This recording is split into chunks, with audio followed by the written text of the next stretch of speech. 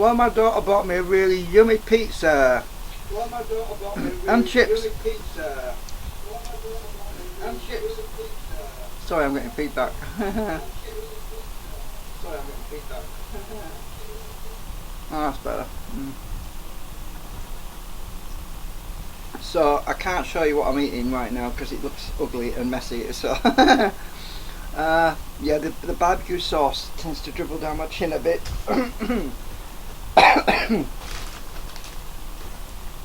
And I got sauces with it as well, yogurt sauce and barbecue. I don't know why they gave me more barbecue sauce because it already got a barbecue base, but never mind. The garlic sauce is yummy.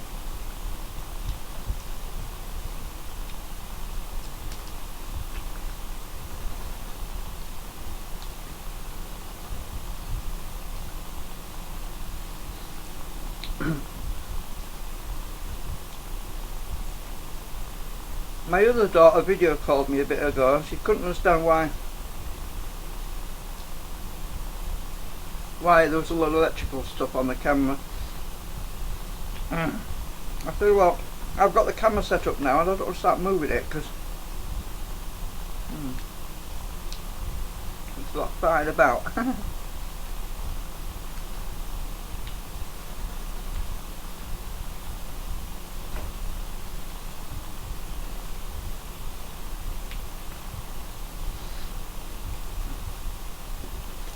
So I don't know where Russ is, he's not come on today, so why Z's still not on either, I don't know.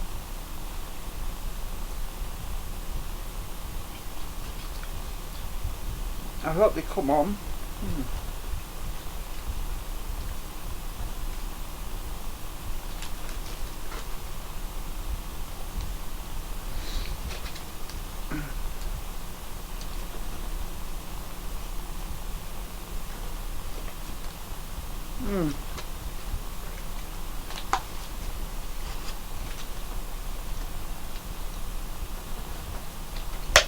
I put the lid on it because it gets cold. I don't understand why I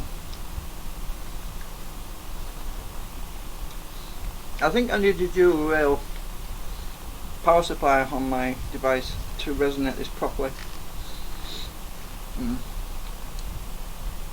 It might be worth building an extra add-on dual rail supply or something.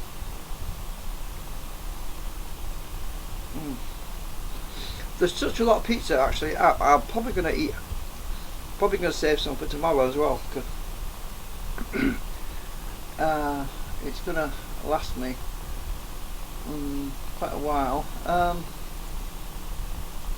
Oh, actually, I need to give my daughter this link to the main video page. Really.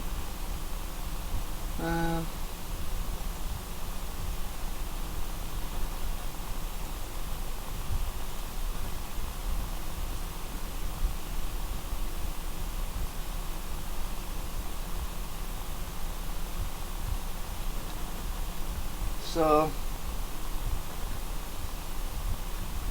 that's the main preview page.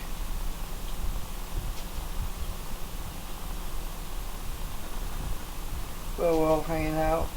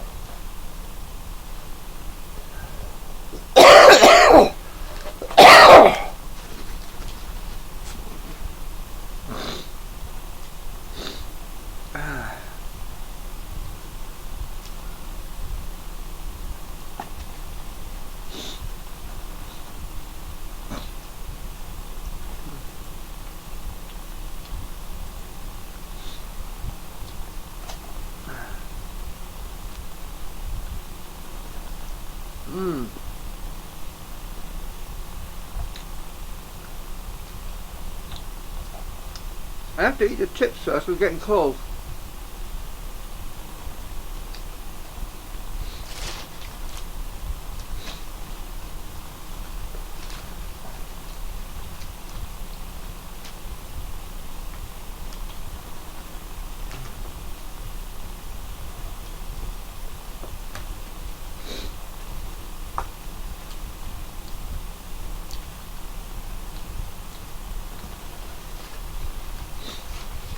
Mmm. I love garlic sauce. Well, it's garlic yogurt actually.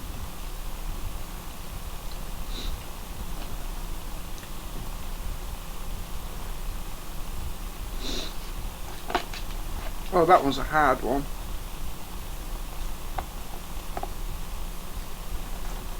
The lid wants to go back on for some reason.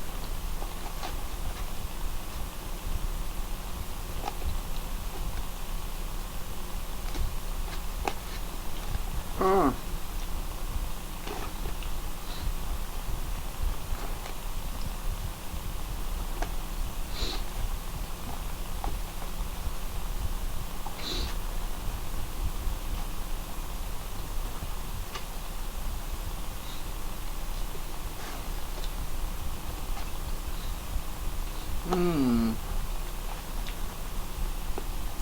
There's a black chip. I don't like black chips.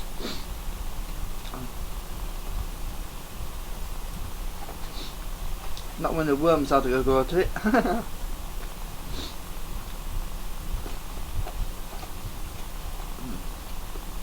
Well, it's a good sign if there's a black chip. It means that it's not too chemically processed.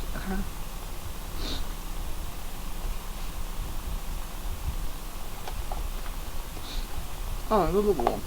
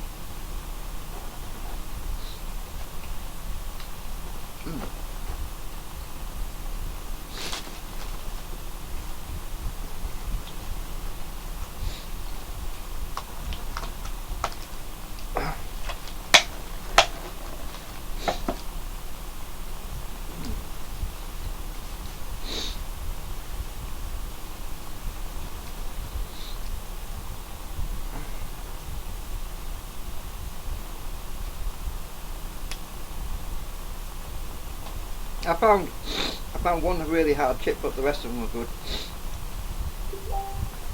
I think my daughter's watching me now. Hello. I can't put my head in front of the camera. I might have stuff all over my chin. I'm dribbling.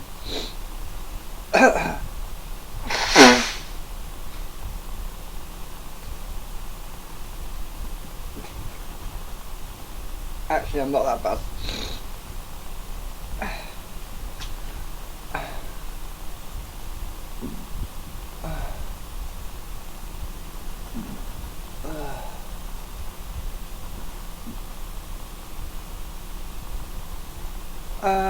Oh, how do you,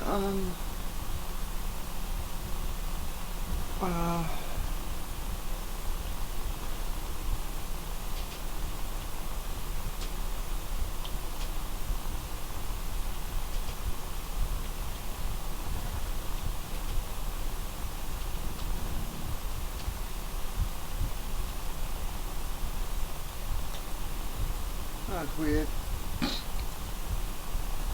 She's having trouble getting my stream to work, so I'll just try and get a direct link. Oh, it's playing up. It's acting up at the moment. My stream is always acting up.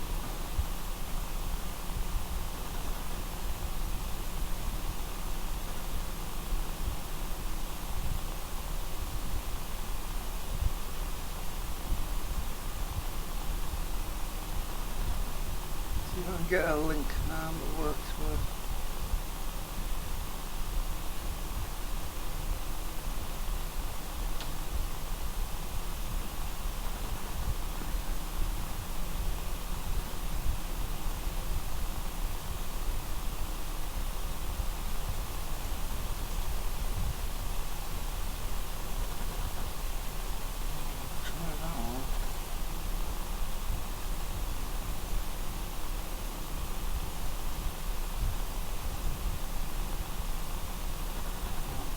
point might work.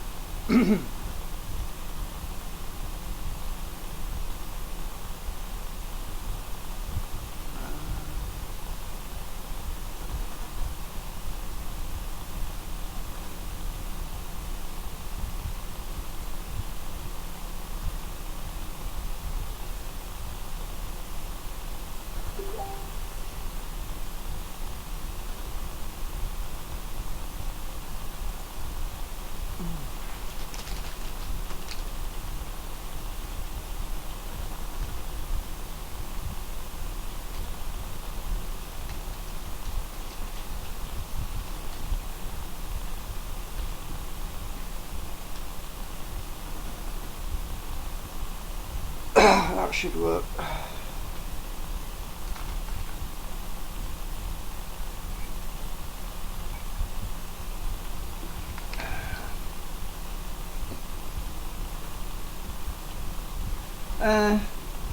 Christo, can you see me? I'm on the bottom link. I don't know if she knows who I am.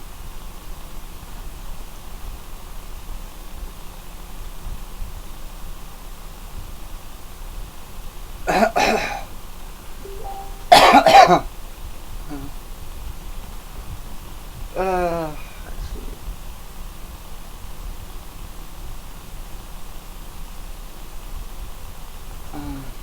see. Yeah, have you got me now? Can you see me now? You missed me eating all the chips. Oh, I saved you some though. But never mind, they're going cold now.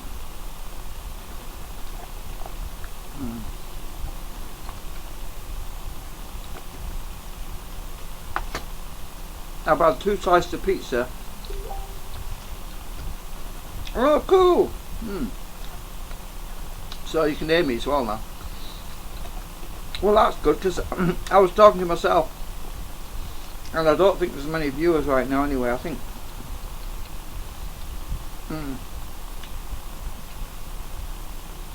everybody was on the chat, because I'm in this chat right now. Hang on.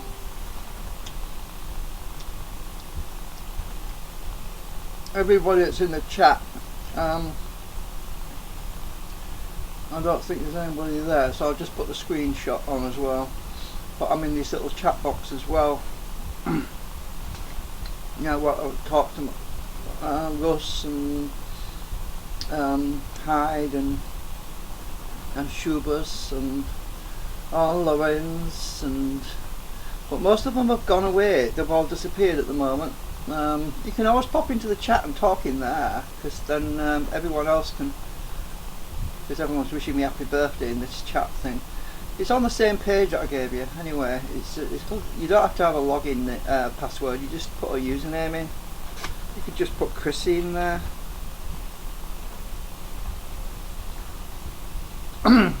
Then we don't have to talk on Facebook.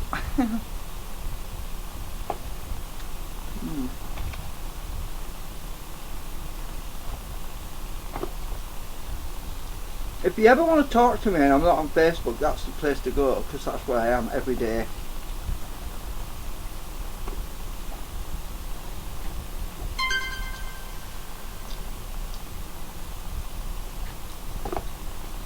Don't worry, nobody bites. So, the chat is at the top on here.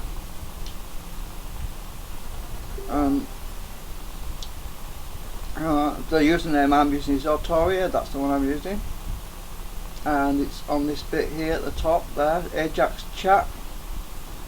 That's the one I'm in, not the other Zero Labs. I go in there sometimes, but I'm in the Ajax chat at the top. If you want to pop in there, you can do.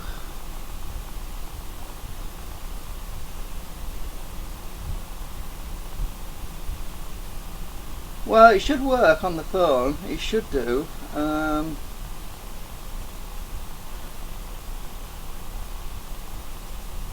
it should work, but it's the Ajax chat that you want.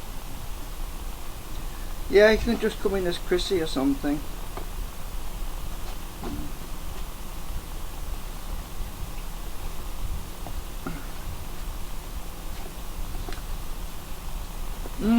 Okay, look, I've eaten all the chips except some hard ones. I've still got plenty of pizza left.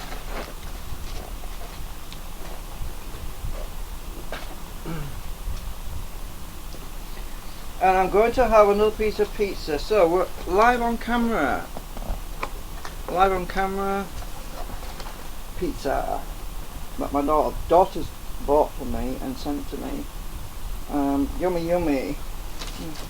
It's actually it's bloody heavy as well. There's a lot of stuff in there.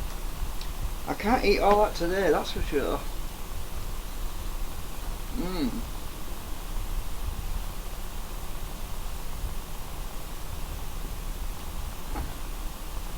Maybe I should put the camera just back on.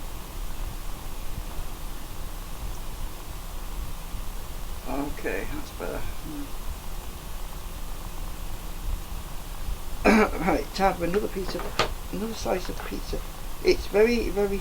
The barbecue sauce is very runny. It's nice.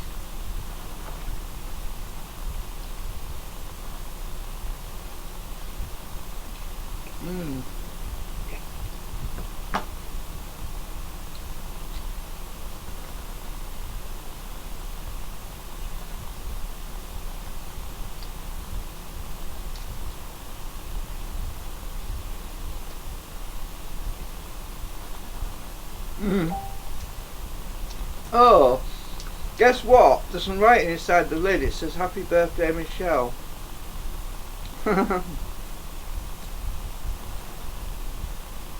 That was nice.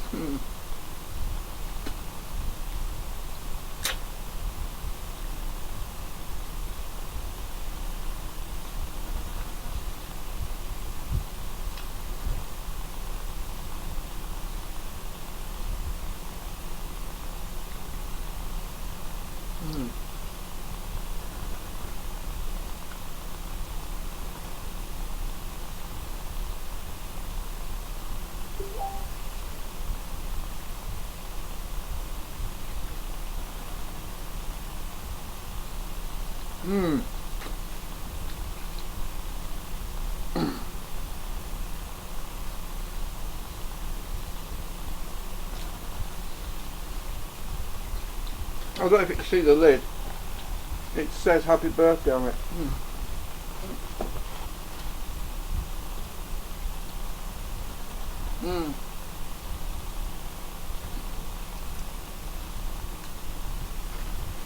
Happy Birthday, Michelle, from Deals.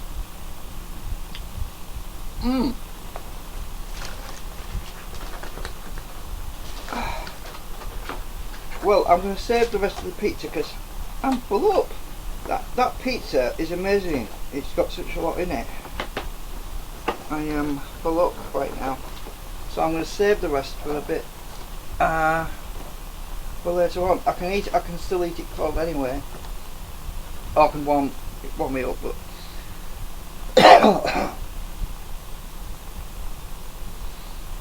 well, it's filled that hole I had, that big hole. I'm just going to check the chat again.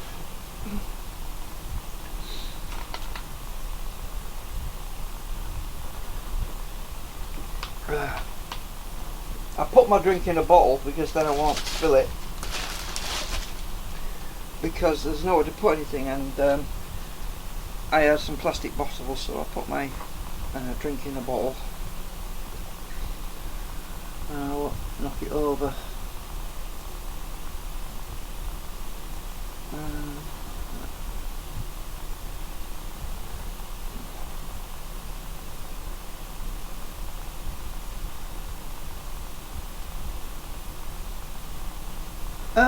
What, you need to register? You don't? You must be on the wrong... That's strange. You don't need to register, just put a username in or something. Let me just go back and show you what I mean.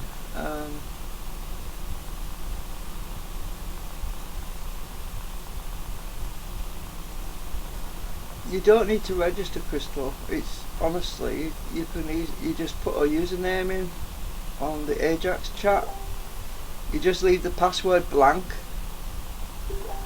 Don't put anything in the password box in here, just leave that blank.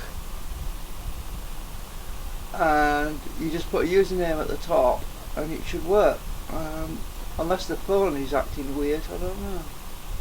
The stream is lagging, yeah. Oh, it stopped. Oh, well, just give it a second, and if it doesn't come back, oh, she got up to hear me.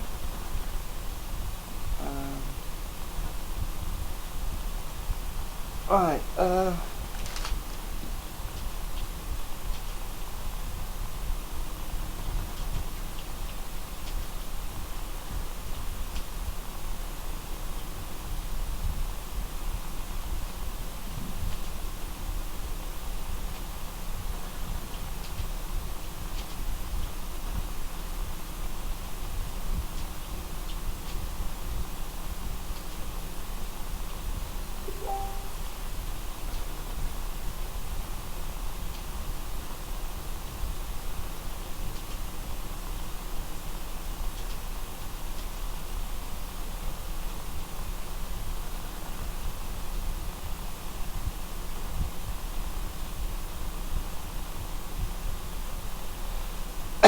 let's have a look. Oh, I've spelt user with two.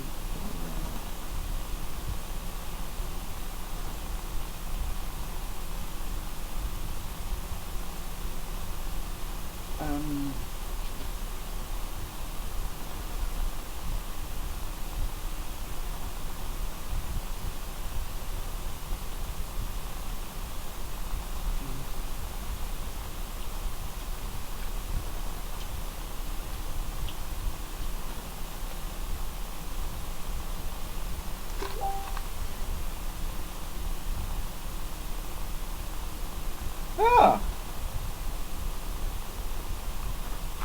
Well, that doesn't make sense, because none of us have to register.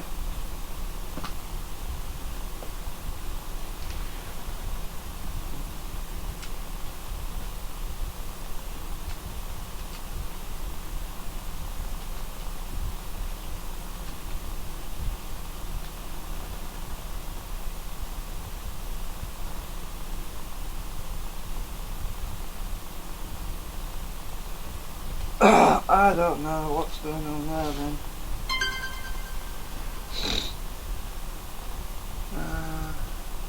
Oh, there she is.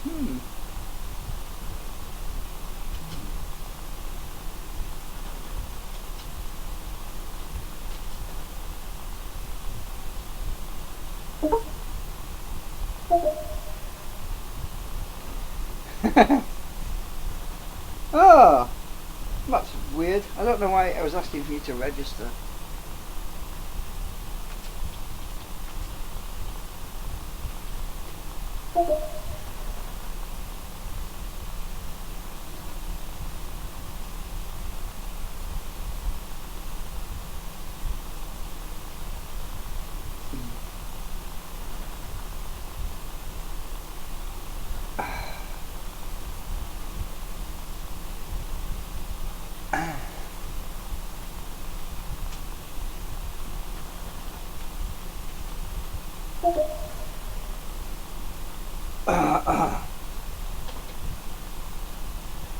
Anyway, I'm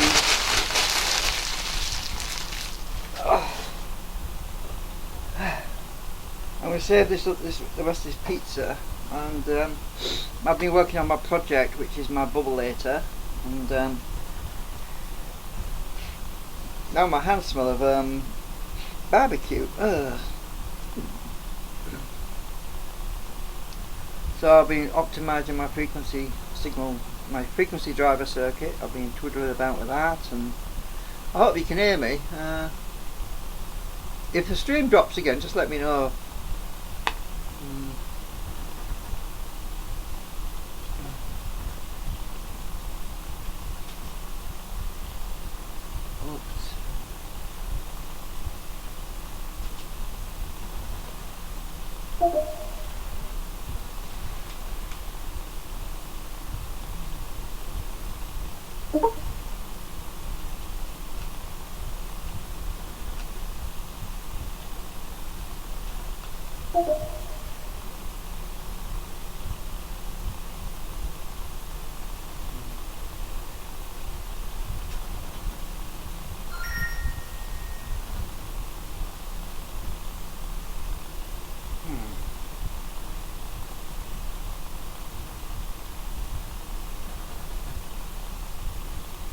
I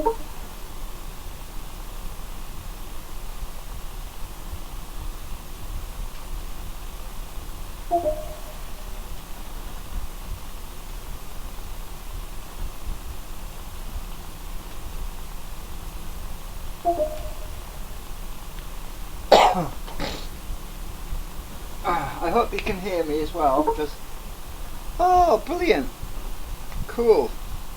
Oh, you have to remember that because I'm here. I'm here a lot of the time, and Russ also streams on as well when he's working. But he's had some problems lately, and well, he's working that out.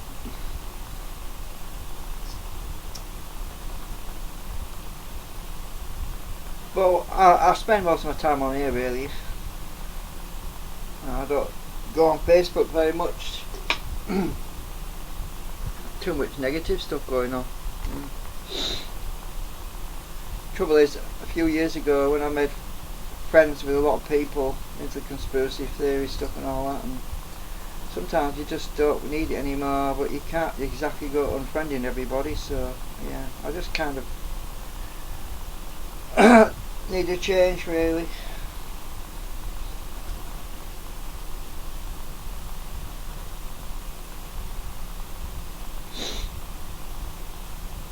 I'm actually waiting. I'm actually waiting to see if Z comes on tonight. That's Z0 Fossil Fuel. You saw him on the preview screen. Actually, I'd best not give you any more links because it might mess your phone up more. You ought to be on your laptop really because it's a lot easier. Oh God.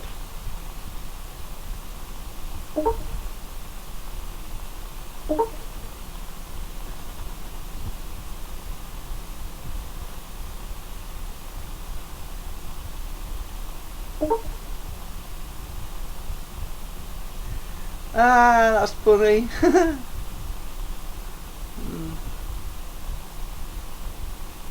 Yeah, okay, I'll put chips in the oven, no problem.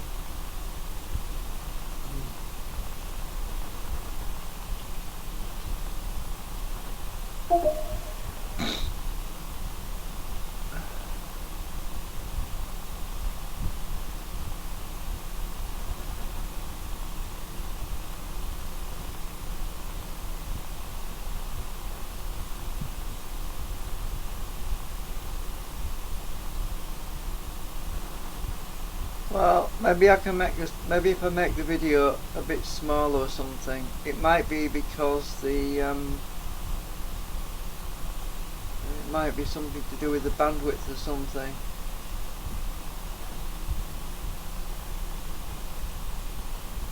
I don't know really. I don't know if I can make it smaller actually on the camera, because it's once you start the stream you can't change it really. Don't know why it would keep buffering unless you're having problems with your. Is your phone free? Is it free bandwidth on there?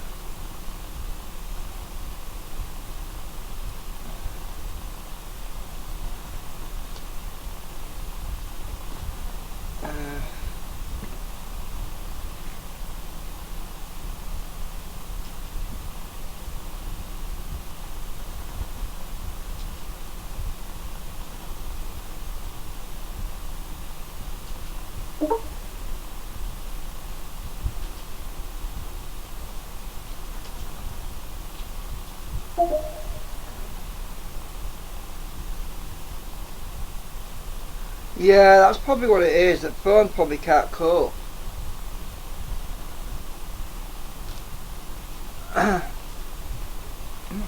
Oh, I've got itchy foot now.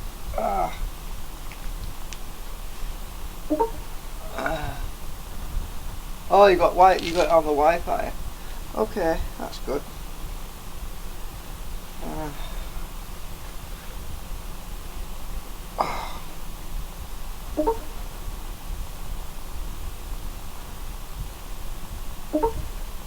Yeah, that's probably what it is.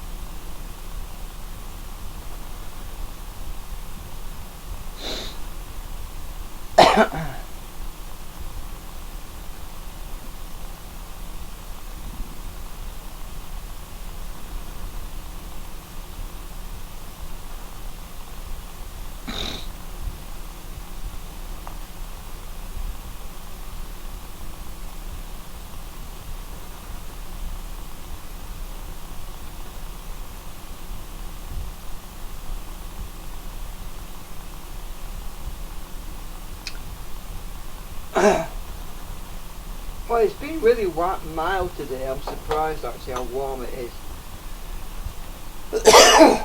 But it's not been too bad.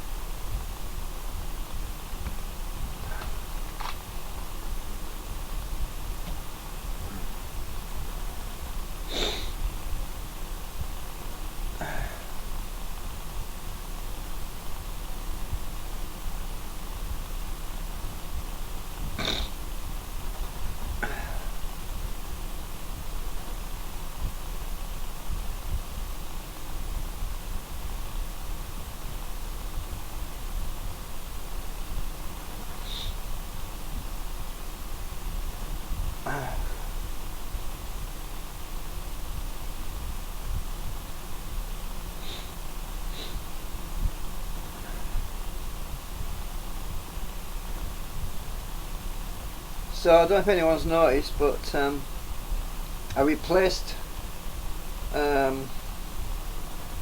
these three capacitors and replaced these three capacitors, which had in parallel, with this tiny one here, which is actually taking up a lot less room. Now the only thing is, if I use this in the circuit board, I have to make sure the footprint is going to fit. Well, to me, I think the legs actually are probably about right actually. Let me just bring up my I'm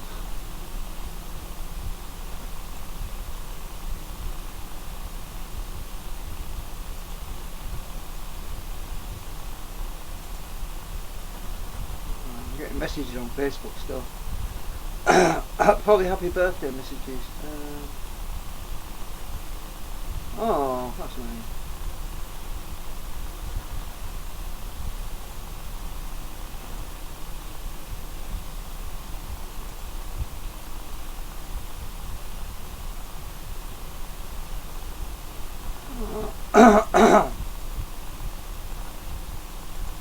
I'll put the screenshot thing again. Yeah, I got a birthday wish from a few people there. Yeah, that's nice.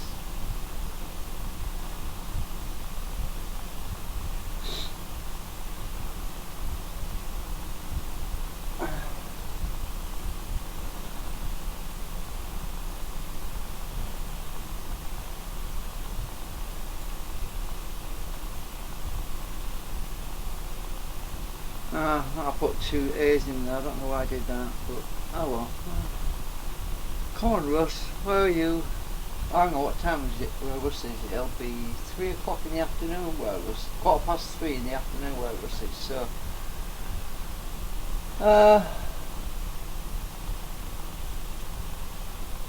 it's probably not going to be on till it's really late, and my daughter has to go to bed anyway for work or something.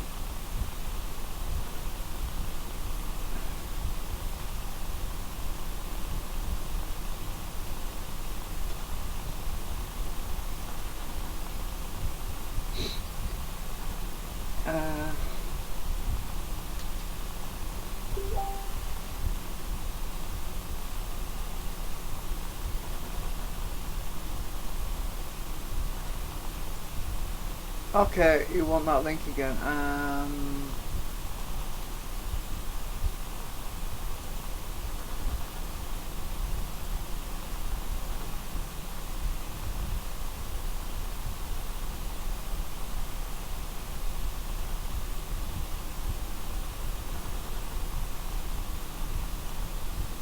Oh, right. She wants to chat. Okay. Wants to chat. So.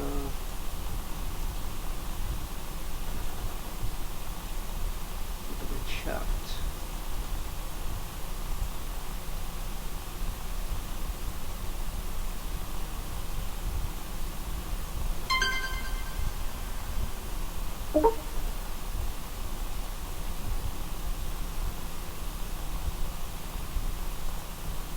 Awesome, cool. So that should be a lot better, and it shouldn't keep buffering all the time now. Anyway, I gave you a link just to the chat window so that you can have the chat on the phone without all the video previews.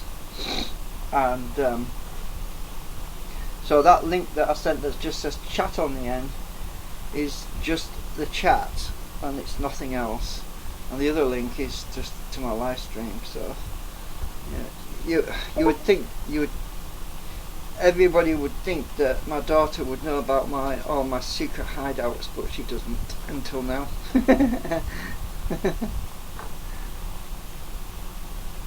Yeah.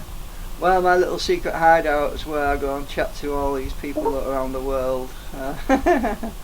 And Hyde Nick, he likes to hide out too. That's why his nickname's Hyde, as he likes to hide. And he's Russ's lab rat. He takes all the notes and everything. And we missed our lab rat because he was away for some time, but he's back now. Yeah. So, and we also have hamster discussions as well about many hamsters generating power and things like that. You and Joanne used to have hamsters, didn't you? You used to look after hamsters, yeah.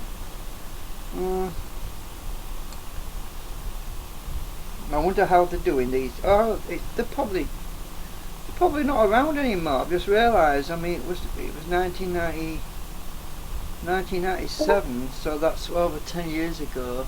Yeah, that's it. Joanna had a guinea pig. That's it. Yeah, I've forgotten. Couldn't remember now if it was a guinea pig or a hamster.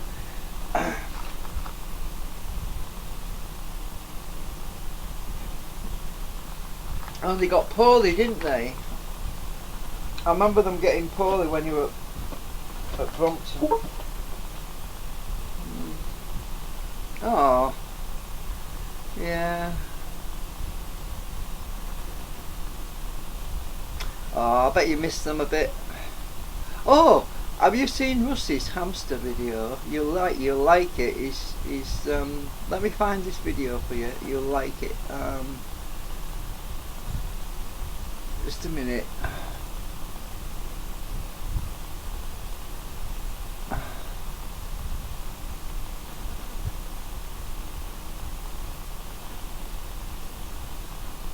It's a nice video. You'll like this video.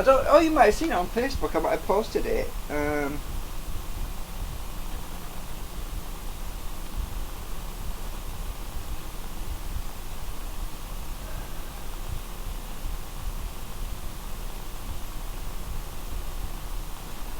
Yeah, I think you've probably seen it.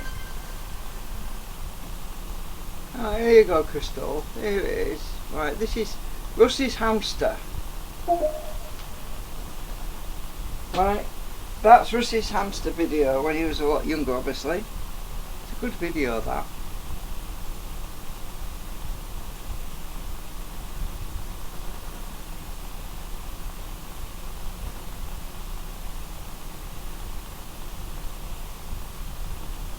About 4.5 minutes.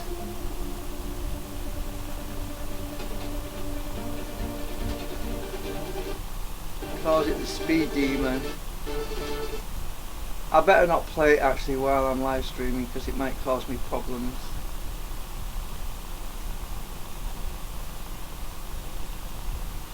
Memory's a bit glitchy right now. Oh my god. How much memory have I got? Oh, I've got a 1 gigabyte. Oh, I was a bit worried then for a minute. I thought it was 1 megabyte. Shubas is back.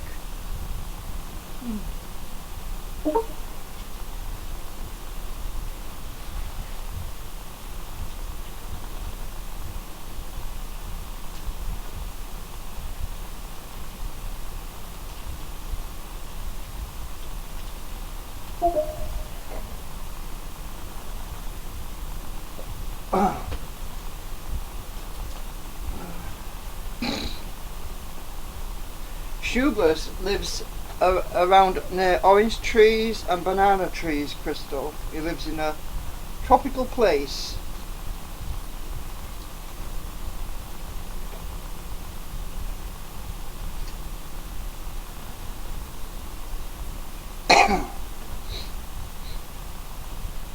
I'm running my meter battery down.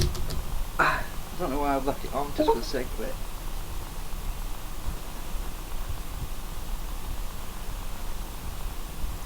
Well, you know, it's funny because Shubas can get bananas and oranges for free, and he makes me really envious.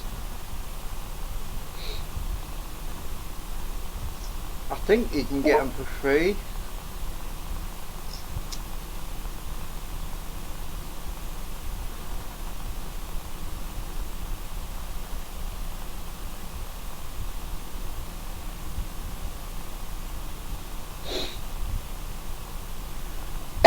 You know, I'm going to go and make a cup of coffee in a bit. I don't know where Shubas is hiding. He must be going to make a cuppa or something. Or he might be going to do some orange juice, I don't know, but he'll be on in a bit, probably when he's ready.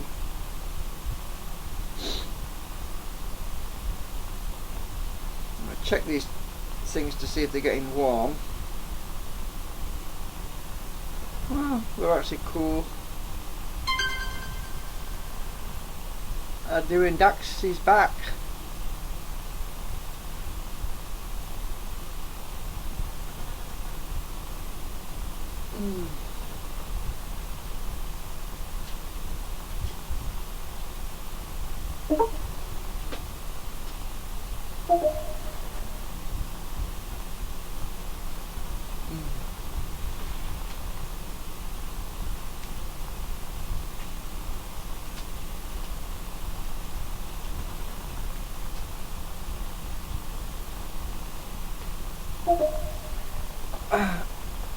Doing Crystal, doing Dax for me. He used to be in the Air Force. He used to fly jet planes. So every time you'd hear a plane going overhead, going, and definitely knew it might have been him. So you know who to blame now for all the noise.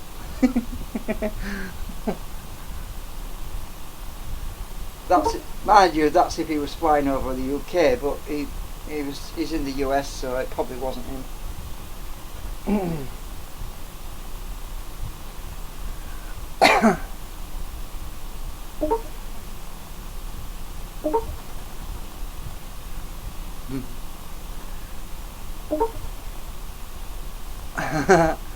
I do, and you've said hello twice now.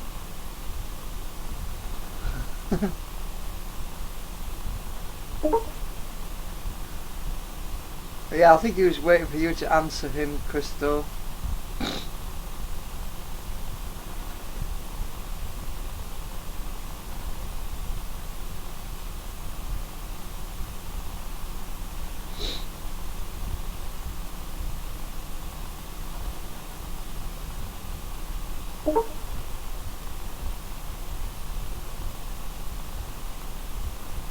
So Crystal's doing studies in law. She's doing really well, and I don't know. She's not working in a law firm, I don't think, at the moment. Are you, Crystal? I think you're working. I forgot where you're working now. You keep. I think you're in a. I don't know. Where was it you were working? I've forgotten. Because you were in a supermarket for a bit. I can't keep track, you know, in my mind. I'm getting too old. Oh, no more studies. Cool. Oh, so you get some. You can actually have some time off. Tesco's, yeah, that was it. You work in Tesco's. Yeah, I lose track. I really do.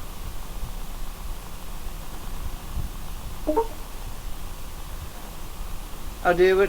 Actually, we're not. We haven't heard nothing yet from Russ. We haven't heard nothing yet from Z. He went on a yard clean-up or something, a yard job or something, and we haven't heard anything back since then. But it could be on at any time. So let's face it. It's after 6 p.m. In USA. So it's just on 6. So Z could be on at any point, really. He's probably going to get his tea or something.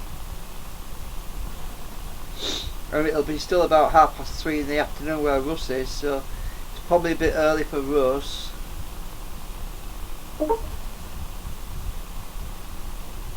No, it's a supermarket, Schubers.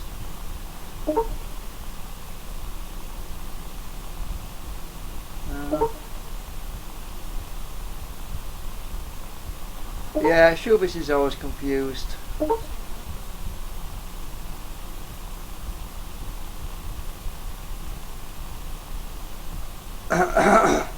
But Schubers helps us all get confused so that we can all be on equal terms.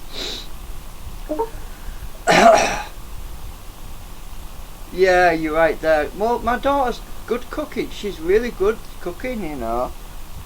She's inherited my mum's cooking books now, so she can really shine and outpace me with any menus or anything like that.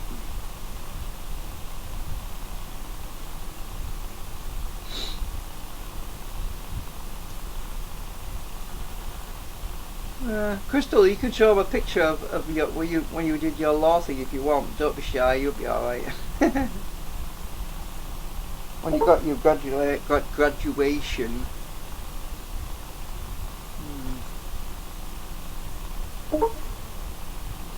Okay.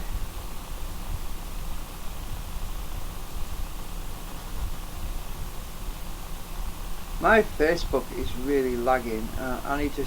I'll have to close Facebook down for a bit, I think.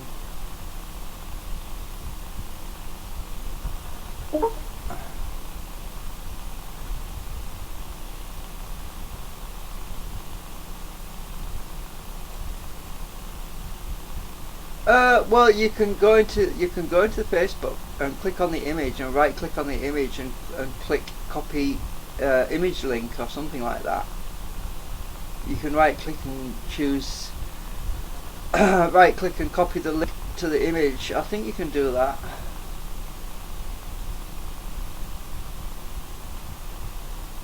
Because not everybody on here is in Facebook. I don't think Schubert uses Facebook.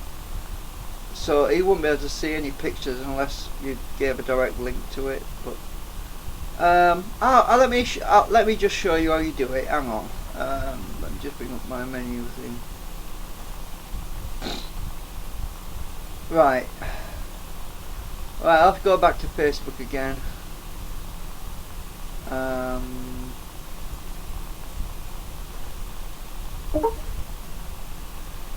I'll show you how you get an image link.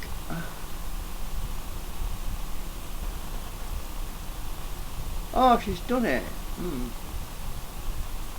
Oh, she's very clever, you know. Let's click on that, see if it works for me.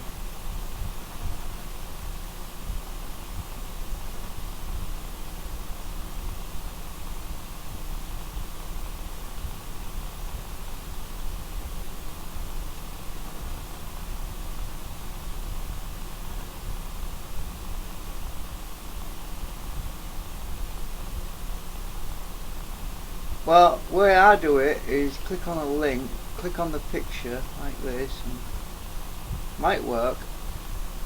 I go to where the image is the main page, then right click, then it goes copy image location. So copy image location, go back, and I'll paste that, and it should be a lot longer actually, like that. That's how I do it.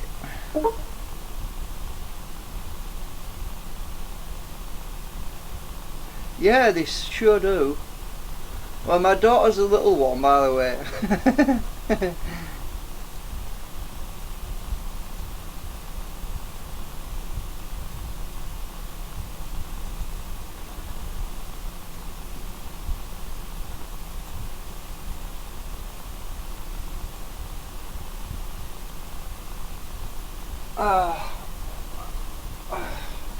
I'm gonna go.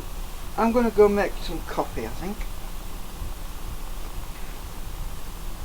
Well, I do in Dax, as far as breakthroughs go at my end, I am still I'm still working on my circuit, and my circuit I'll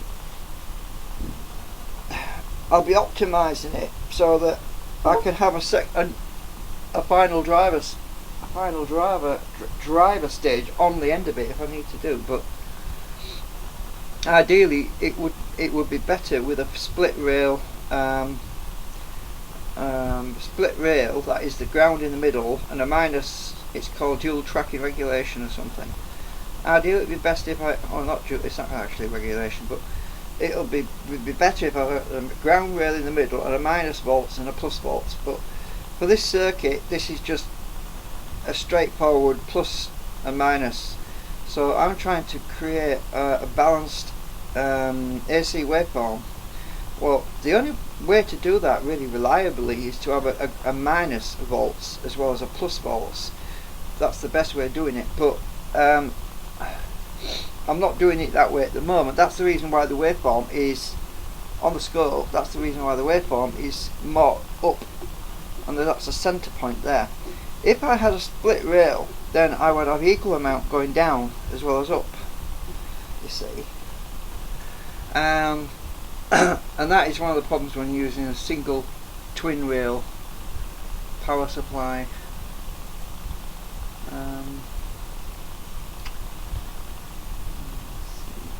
Go back to the camera.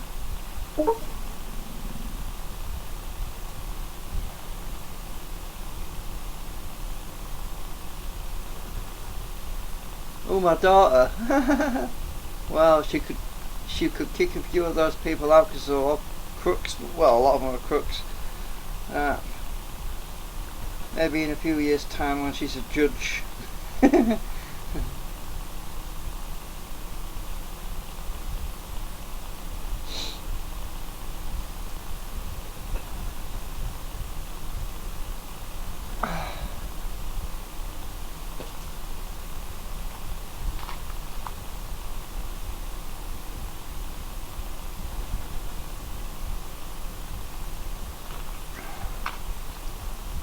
I'm going to go and make some coffee. Oh. I'll take my pizza in there so it doesn't end up on the floor.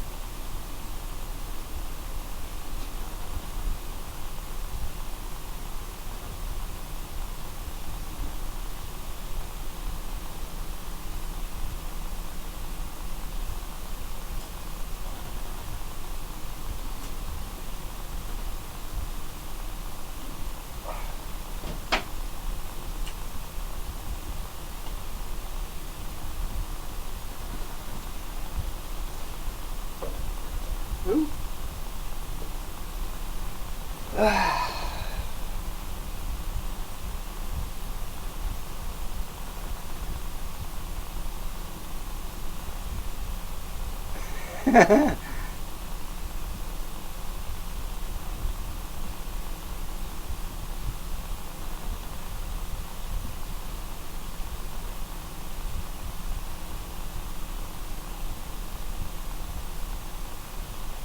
Yeah, my daughter's obviously cooking as well.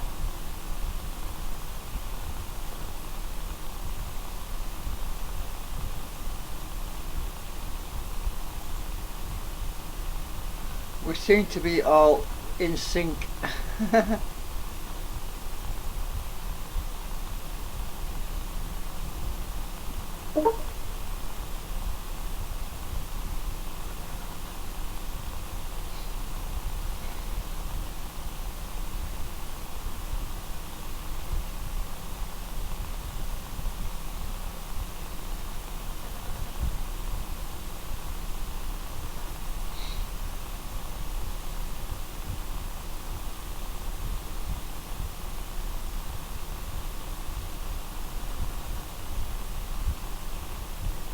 You know, I've had a thought. I'm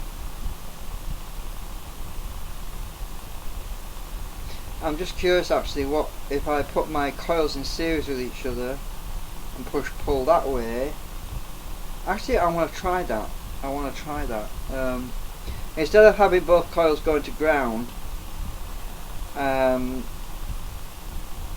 going to connect them in series so that when one's pushing, it's actually pushing back through the other one. So I'm just going to disconnect it from the ground side.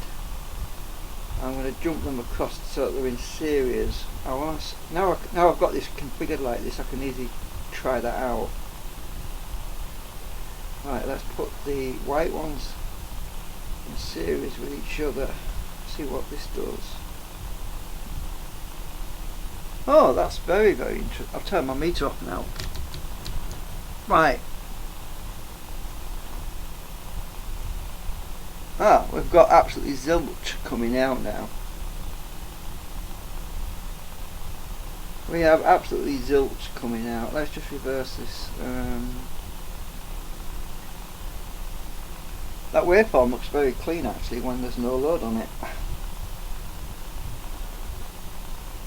which is encouraging because it means I can actually drive that into a second. I can actually have another driver circuit. I'm just swapping them around. Okay, so we have no. That makes sense actually. So they have to go to ground actually, but actually there's nothing to stop me having one of them going to supply and one going to ground. Now that would be worth trying out. So if I have one coil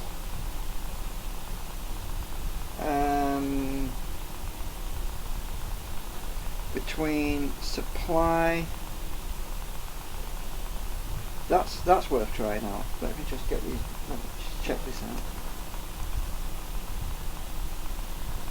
So if I have one coil between ground, let's just wire this up. I've got to watch out from the capacitor that's driving it though. That's the only thing I've got to watch out for here. Right. That one's connected to ground. Now if I have a supply lead coming across to that one, actually let me think a minute.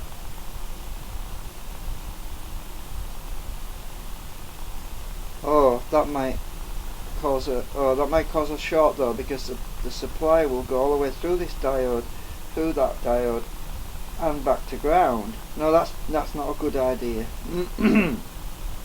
But I could decouple it with another capacitor.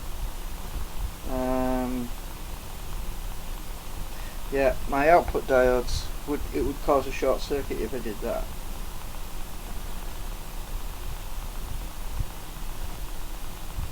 I'll just stick it back the way it was for now. Let's see, that's 3.2 milliamps.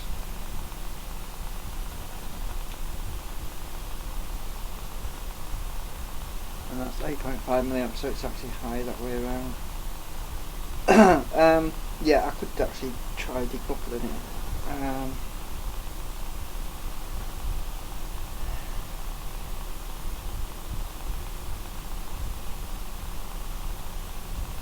Yeah, if I had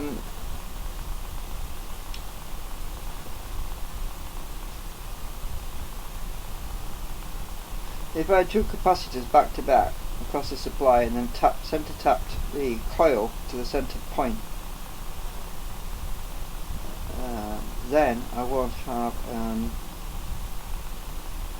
a short circuit that way.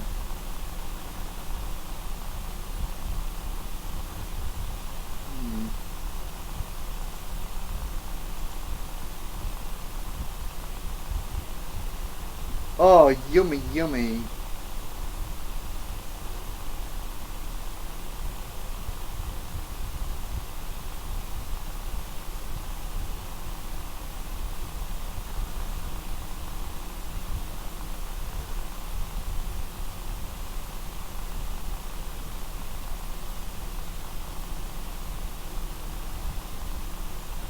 Oh, that's very useful, that doing. That's very, very useful. So you can basically watch the videos in the right order. Right, I'll save that.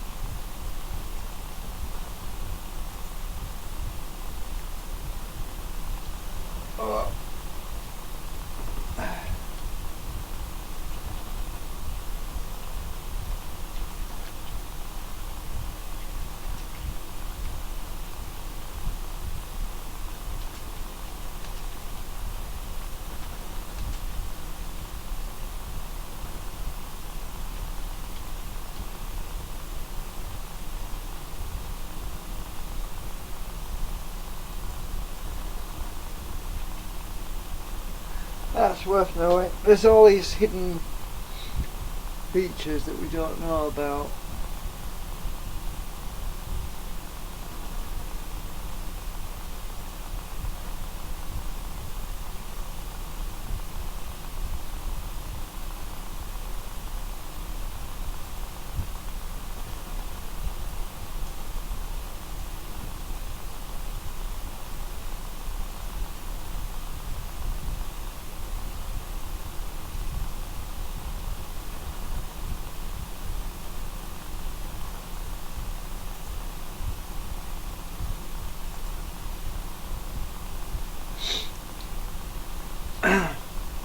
Anyway, I'm just having to think.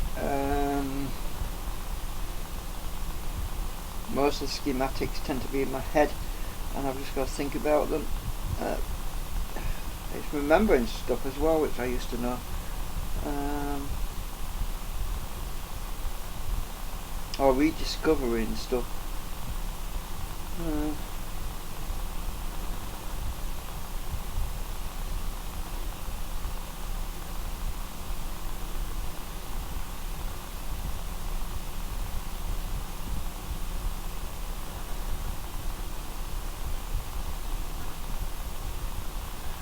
I just wonder what voltage I'm getting right now. It's probably very low.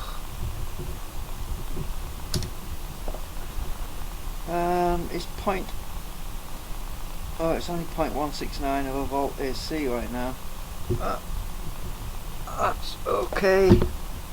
I'm not expecting a lot of current on this secondary winding, because this secondary winding has not very many turns at all. It's the current that's significant on that particular coil.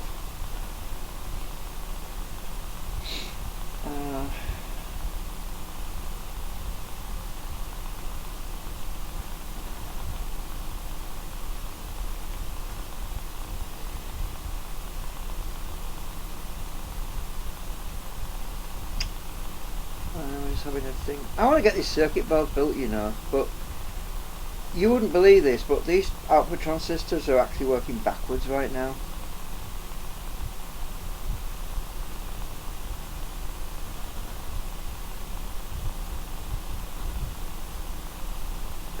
When I say backwards, I mean backwards. I mean the NPN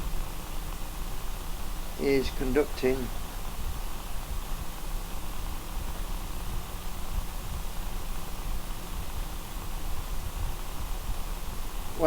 it's kind of complicated. It's because I've got a higher voltage coming in on it from an external power supply, and because of the higher voltage it's like a split rail really, but it's not,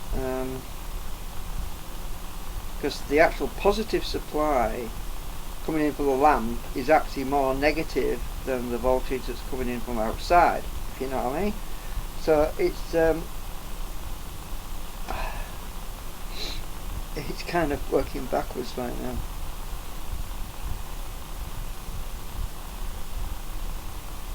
I want to reconfigure this actually. I'm going to turn this off.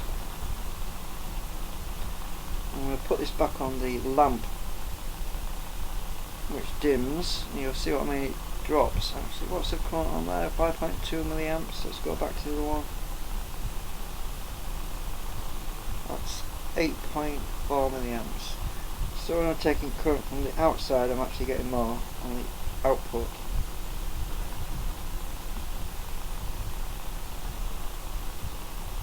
Well, I'm going to leave this disconnected for a while because I want to reconfigure the output stage.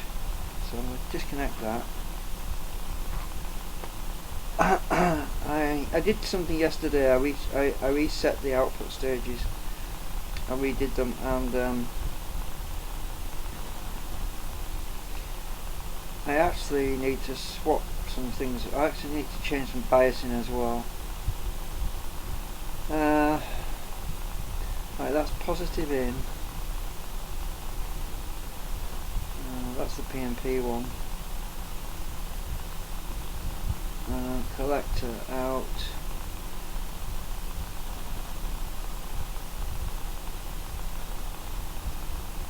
What I really need to change is the driver circuits.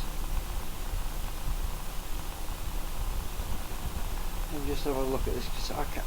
Where's my lamp gone? My torch? I think I took it in the bedroom.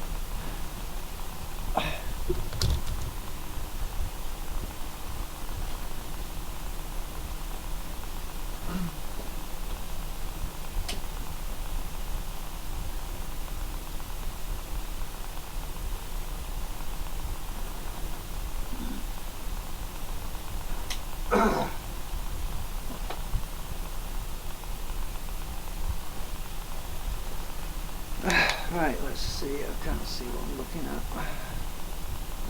What value is that again?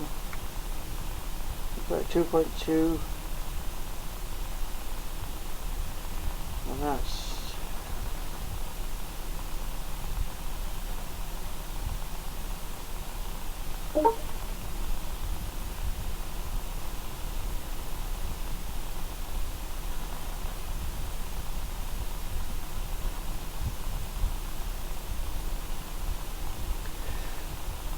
you won't believe it, but I've actually got an MPM, sorry, a PNP emit collector driving a PNP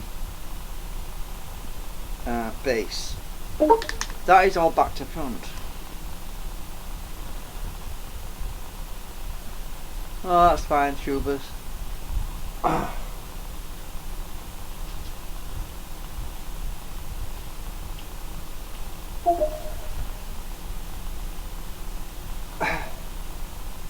I want to redesign this anyway. I'm trying to get a better balance.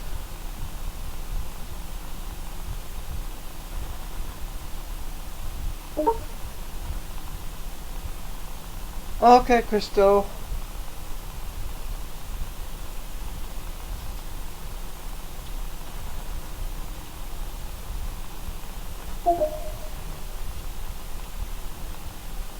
Love you too. Love you. Sleep well. Just in case my stream's gone off. But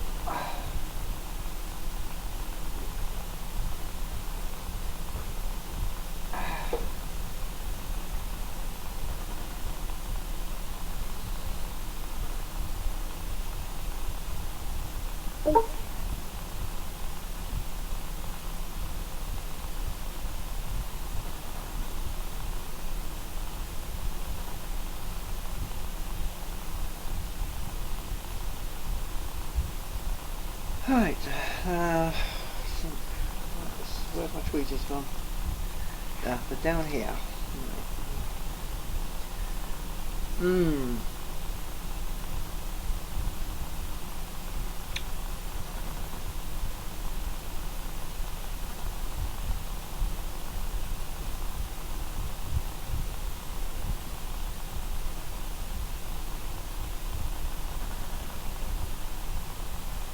so I need to move that resistor across to that resistor across to this one. I'm just going to try something. So we'll take that one out. Ooh.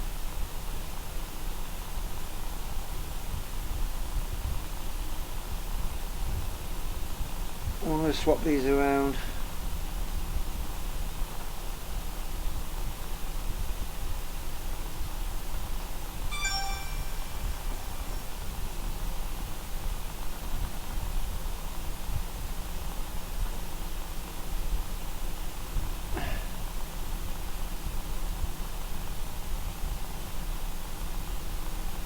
Right, that's on the, that's where it's supposed to be actually.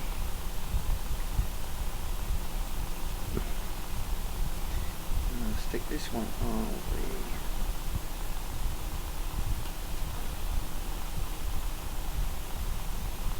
the, our wire's bent, right. I've got that in the right hole. Yeah, okay, that's in the right hole. That's supposed to be, and that's going to the base. Right, let's try it this way around. See what interesting effects. This is the way it's supposed to be wired.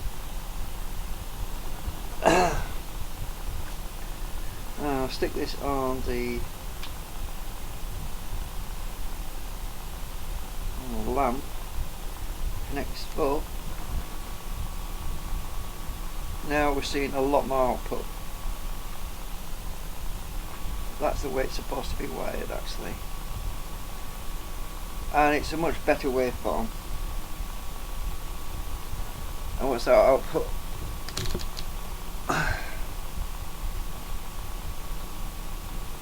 Output's a bit low at the moment. Let's just spread this out a bit.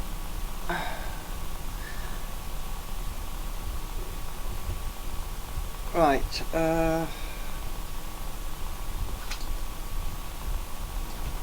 if I stick this on the external power,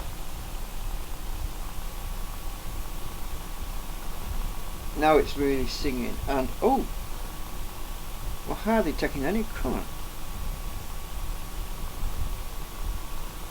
We are hardly drawing any current at all. That is actually surprising.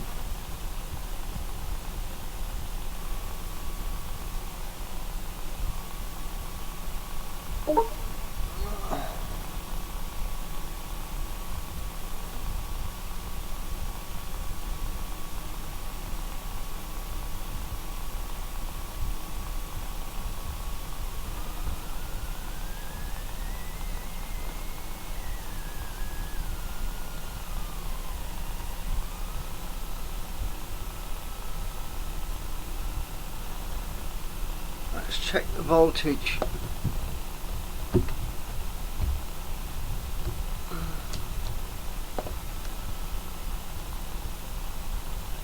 We are up to 0.261 of a volt, which is actually a lot better than it was, which is good. That's the way it's supposed to be configured actually.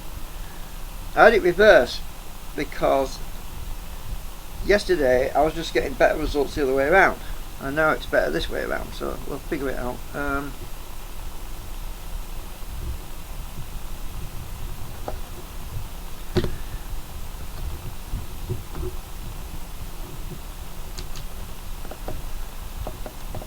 'll leave that on current, and I'm going to try swapping these around now, so these are the other way around. So 3 milliamps output right now. Swap this around.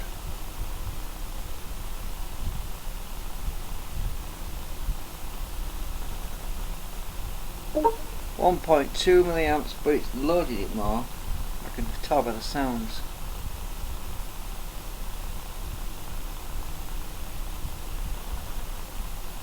Swap this one around.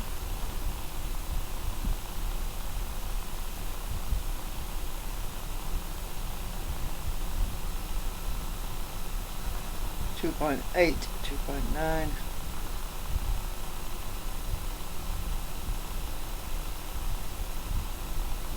Swap this one around again.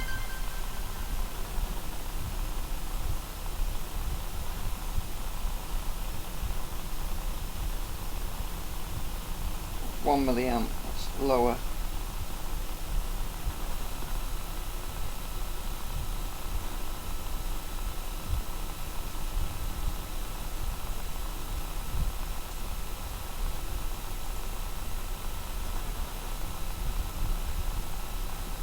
Check the temperatures. Everything's cold. We're hardly drawing any current at all right now.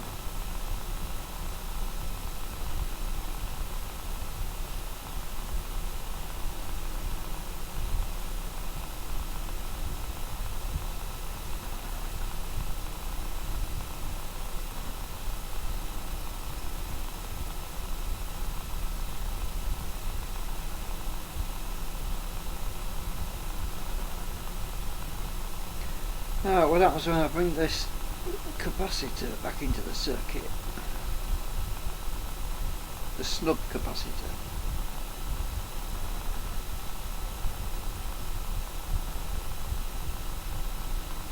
Current goes down. I'll leave it off for now.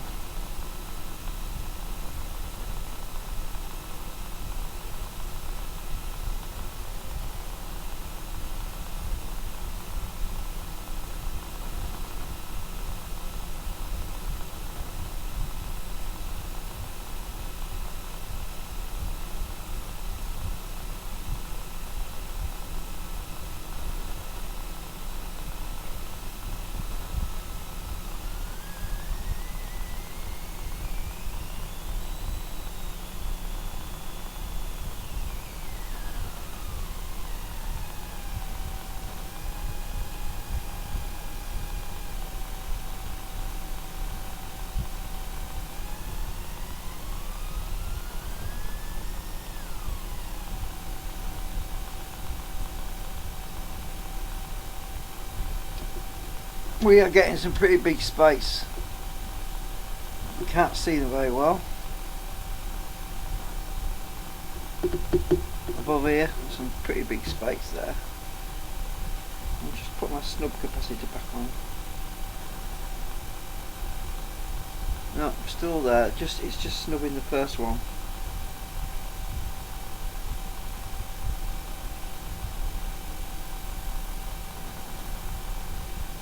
We're not drawing much current, which is good. I'm really happy when we're not drawing a lot of current. I can't even see what we're drawing right now. I can't even see the needles moving. So it's damn sight better than 100 milliamps anyway, that's for sure. And we're seeing more output, and that's good. So this particular configuration this way around is a lot better than the other way around.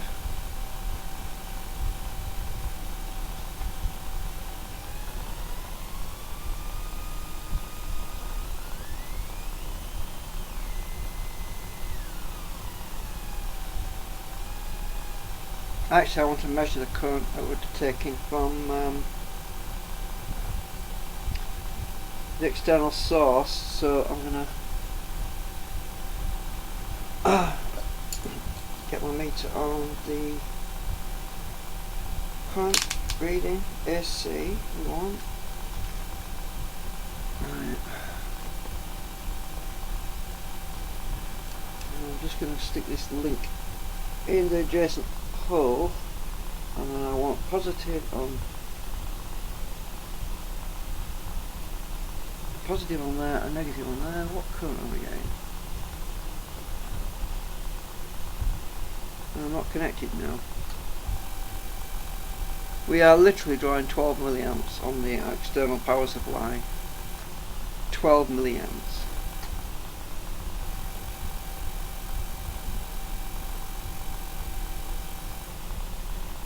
I'll just put the meter on, maybe you can see.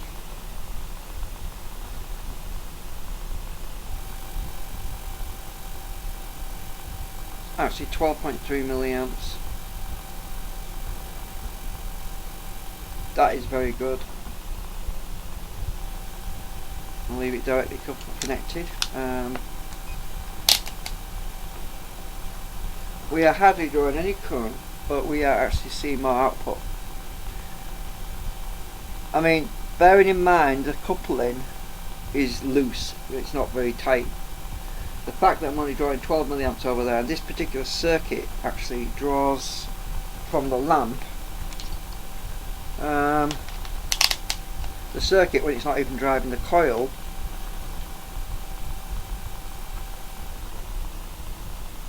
draws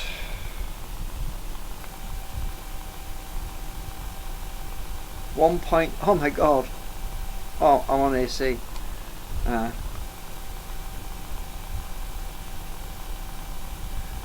The circuit is drawing 20 milliamps. This is a circuit without the coils connected. If I connect, actually let me just disconnect the coils.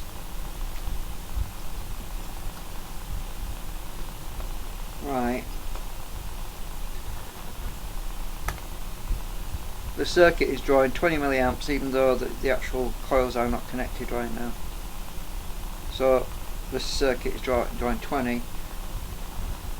That's pretty cool actually. Right. So I certainly like it this way around better. I'll get these coils reconnected again.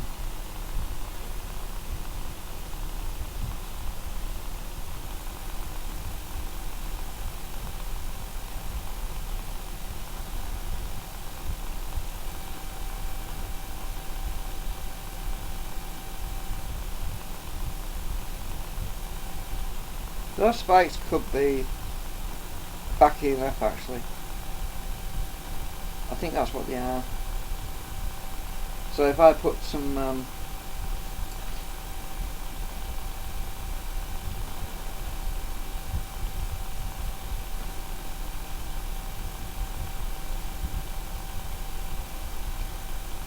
if I actually put some diodes across these coils,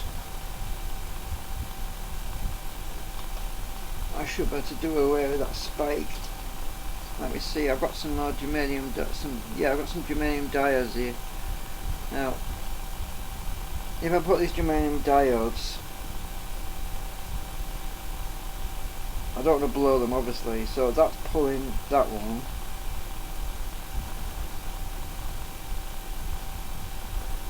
So, I don't want to blow my germanium diodes up obviously, but so if I put that in there,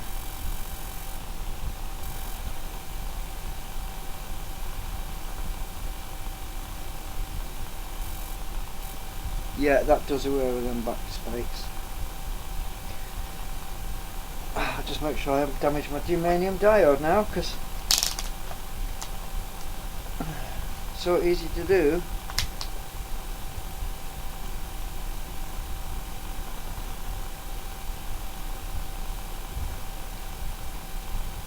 No, it's still healthy. I haven't damaged it. So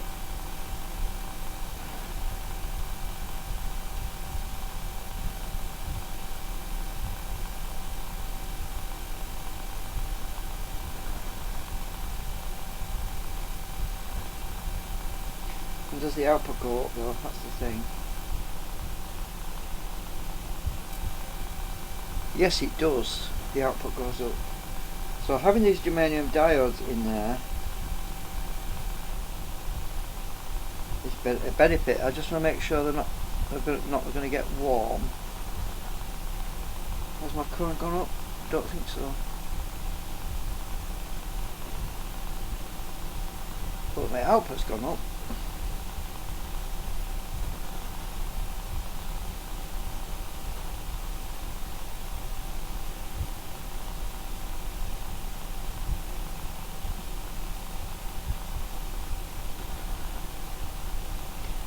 Put my other germanium diode.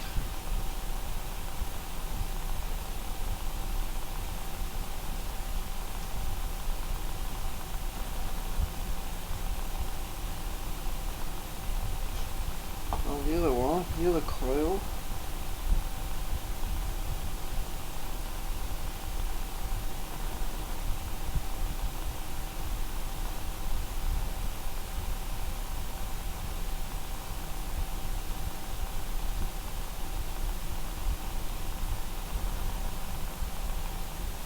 Now it's going down.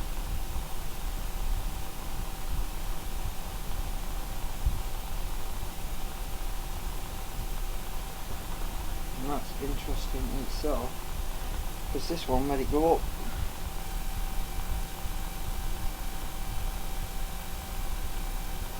No, it's actually gone back up again.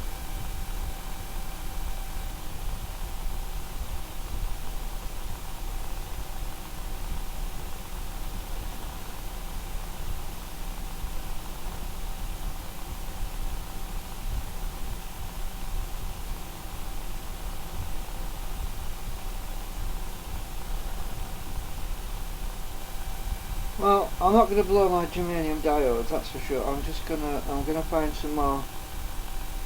I'm going to stick some ordinary diodes in there, I think.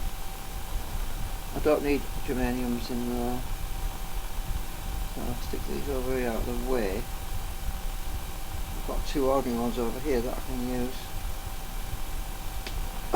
They can carry a bit more current. Right, so I want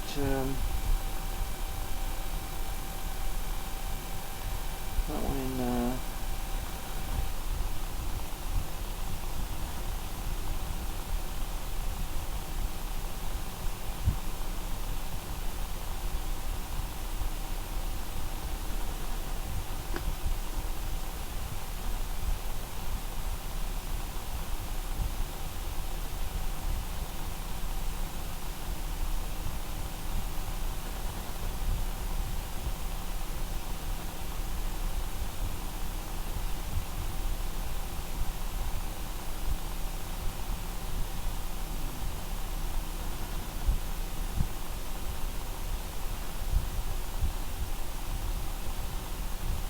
Yeah, that's gone down even more. So I only need to put one diode in for some reason. I'm not sure why that is. Let's just swap this around. 5.2. There's stuff that just beats me. I haven't worked it out in my head. That's gone really way down, so it was the best way around.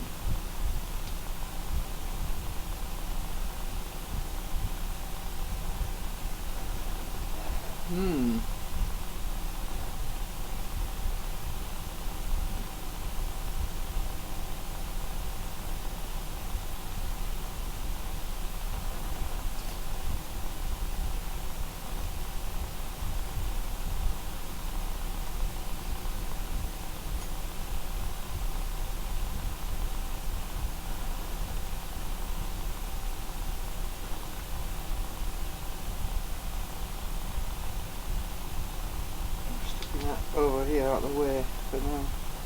Right, so for some reason, it's probably because I've got an imbalance and one side is getting more juice than the other side. That makes sense. Definitely makes sense.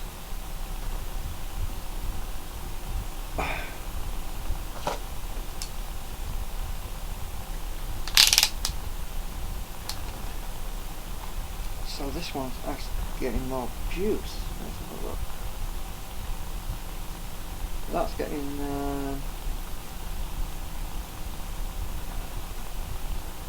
1.5 volts back on there.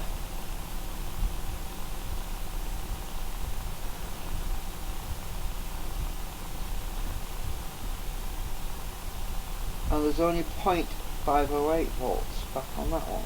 Oh. Yeah, I have got an imbalance here. I need more.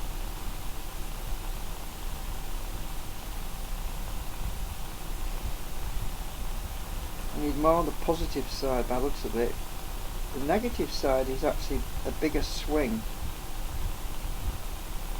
There's actually a bigger swing on the negative.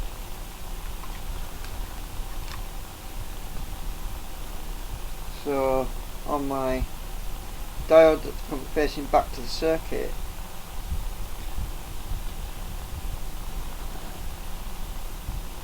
I have a higher DC 0.879 DC going out that way,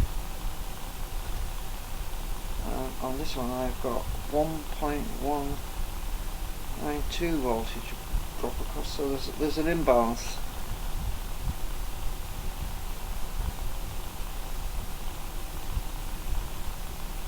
This side there's higher voltage going back the other way.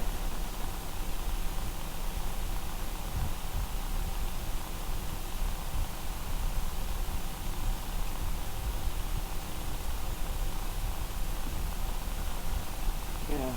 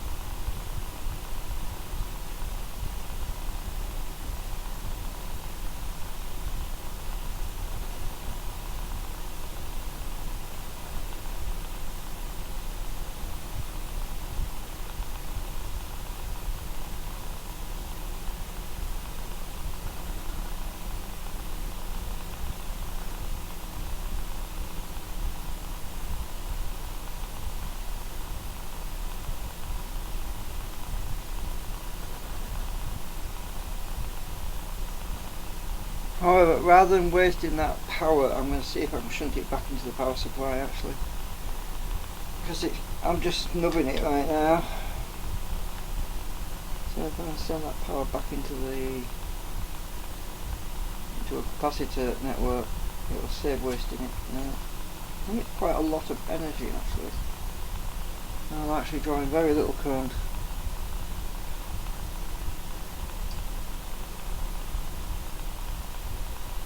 Actually, it's a ground. It's a negative. It's a negative pulse anyway. So.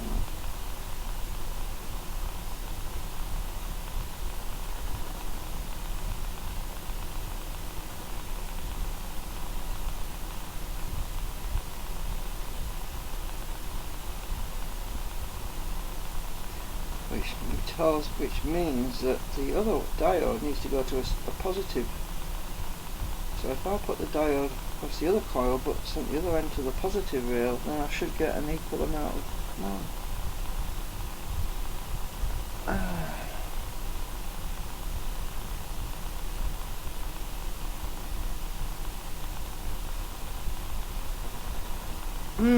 Anyway, I'm not making a lot of sense right now because I'm still thinking, working things out. They aren't collated yet.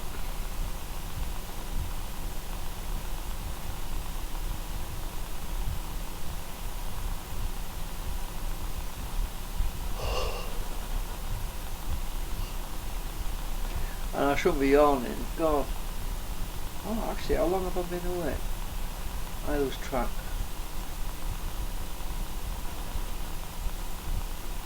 Oh, 11 hours, not long.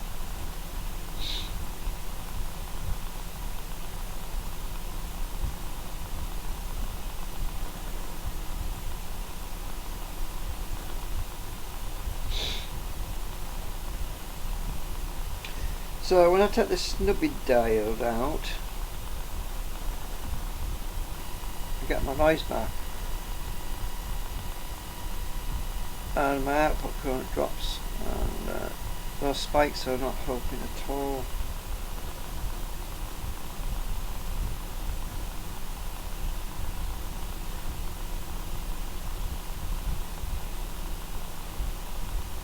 Maybe I can send those spikes across to the other coil. That might work. Let's try that.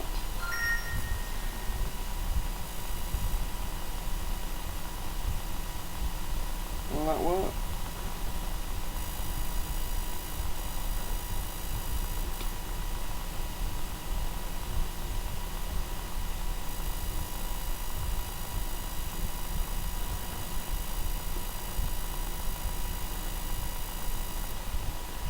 No, not really.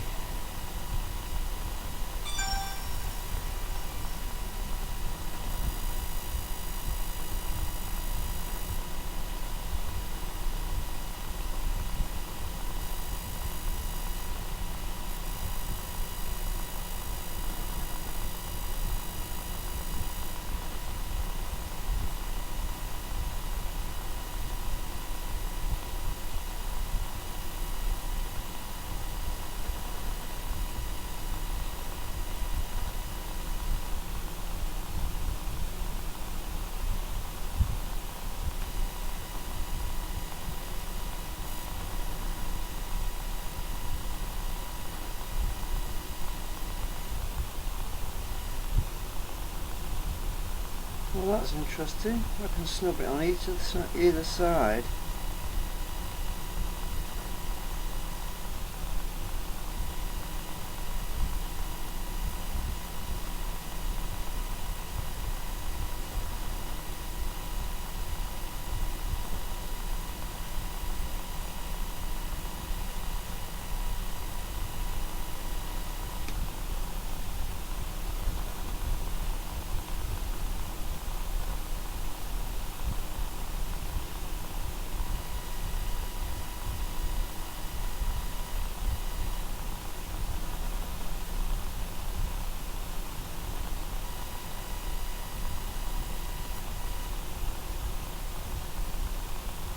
But I snub it on that side and get a lot more output. Oh, that's really interesting. Maybe I need to just increase the value of them capacitors, I think. Okay, let's try that. Let's try putting some high frequency capacitors in here.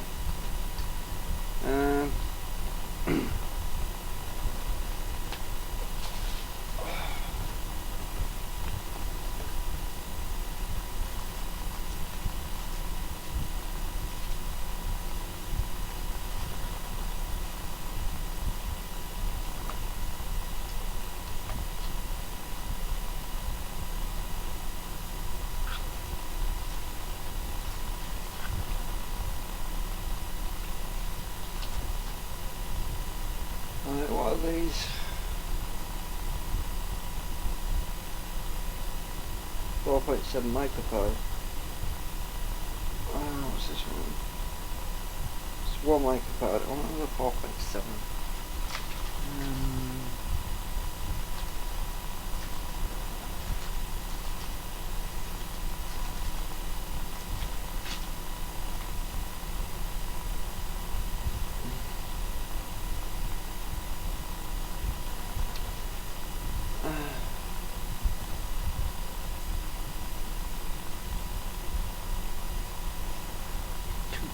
Two.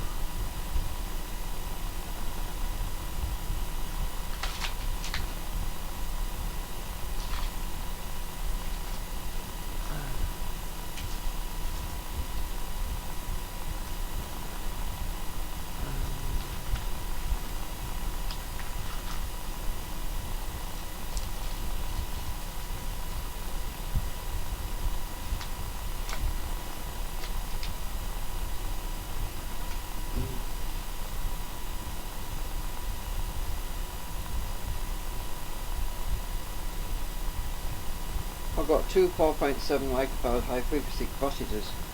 They're different colours though. They're slightly different. Let me try and find another one of them. Try that one. That's a 22.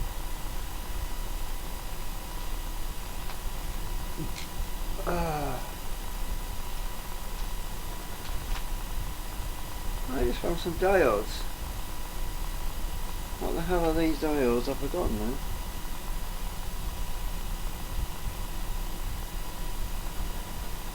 What are they?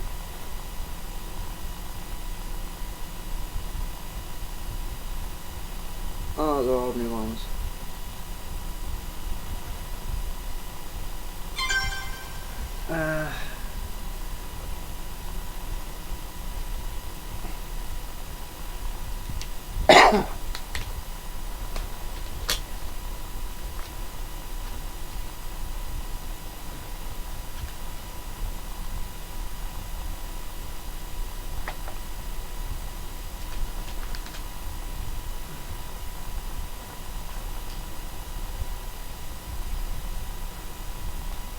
I wonder if this is coming on.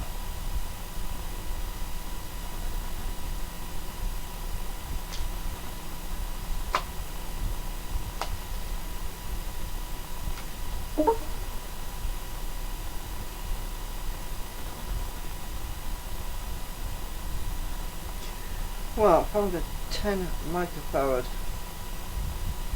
high frequency capacitor. Well, I'm going to try that one. See if I can find. I think I've got another 10 microfarad in here.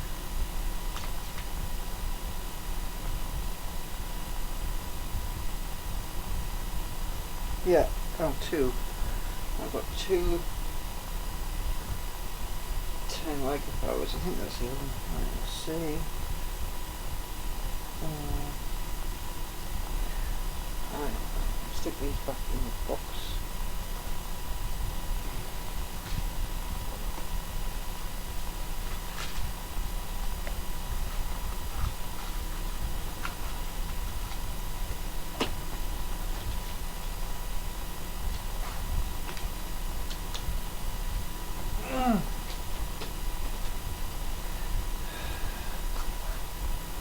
Right, let's try swapping out these capacitors with the bigger ones. I mean the high frequency ones. This is going to change a bit when I take this out. Oh, some of that pulsing went away. That's interesting.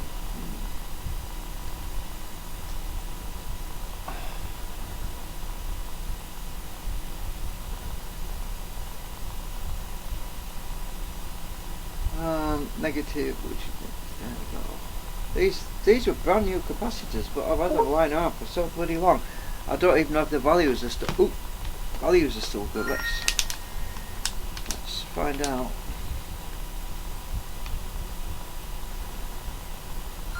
It might have dried out just being in the component tray.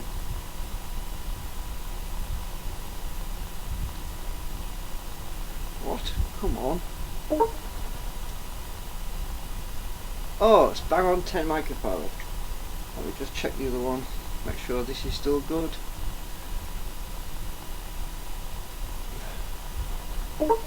Oh, that's hang on, that's a bit higher for some reason. Oh, it's because I'm warming it up with my fingers. 10.16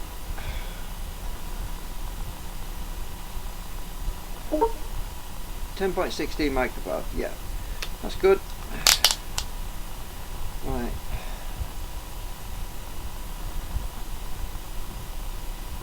Positive, negative.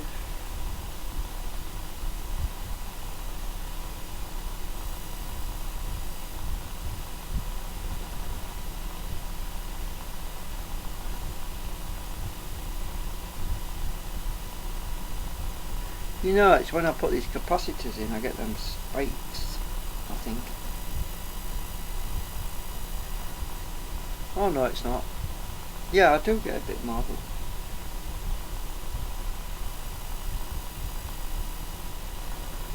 Right.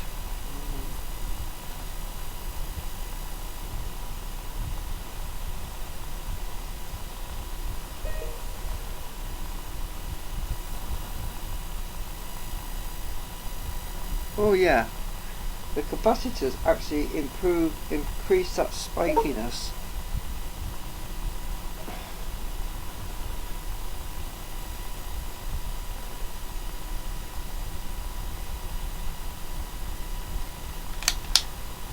I wonder what's going on in the chat.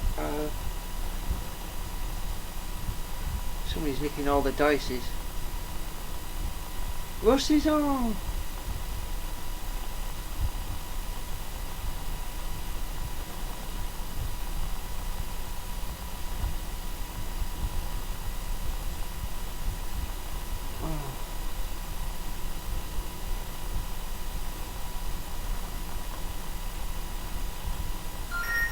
Ugh, bloody hell.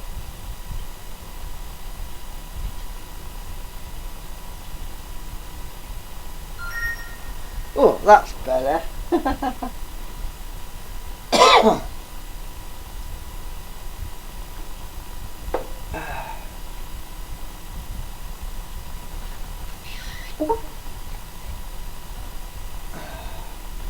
Yeah, it's cool.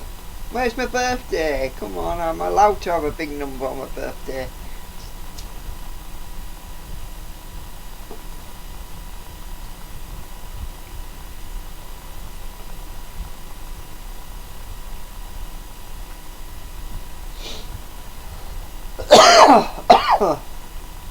As long as it's not my age.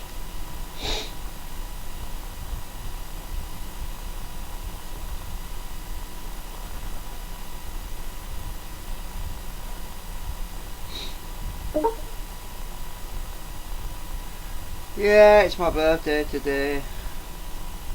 You didn't know? I did tell everybody last week it was going to be my birthday on Sunday, but everyone forgot.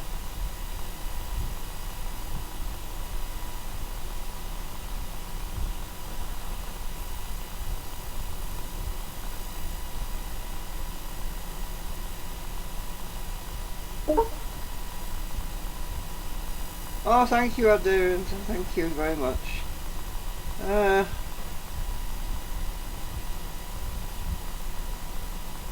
wonder how many more I'll have though.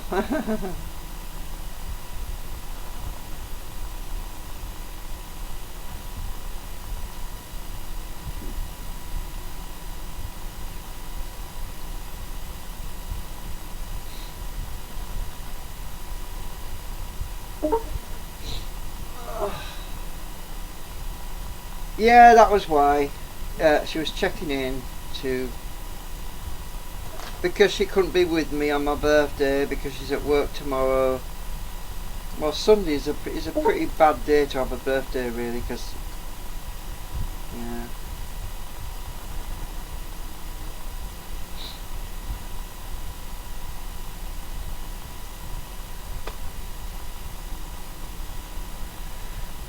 She said to me that next time she wants to come and eat pizza with me on my next birthday, so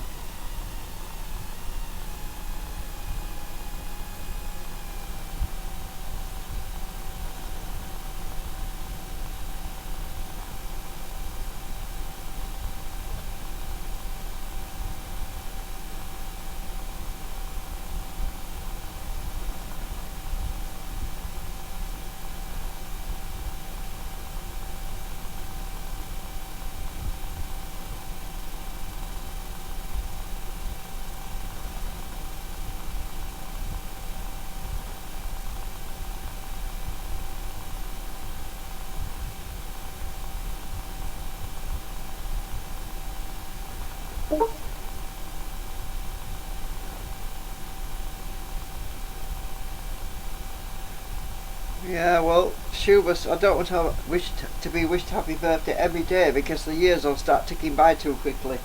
So having too many birthdays too close together is not a good idea.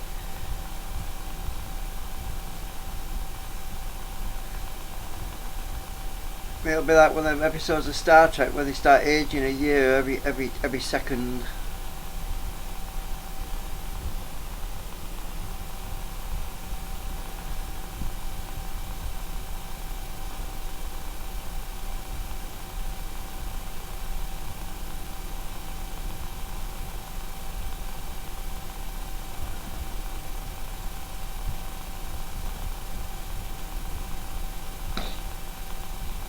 And I'm hardly drawing any current at the moment.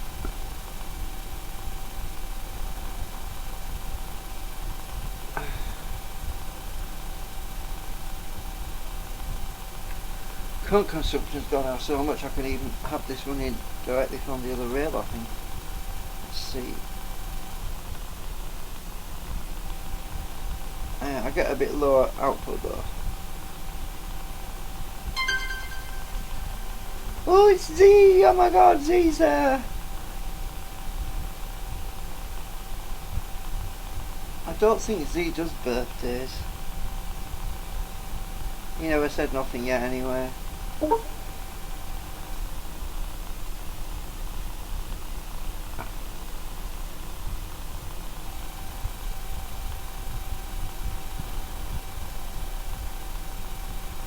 I hope you're going live, Z.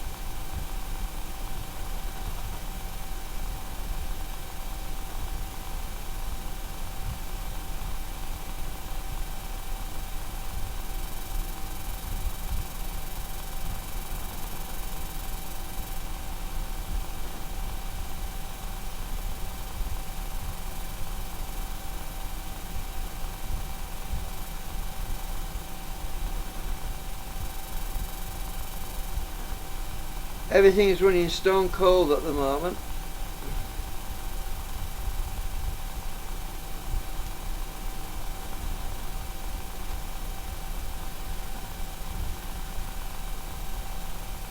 I'm getting very efficient oscillations.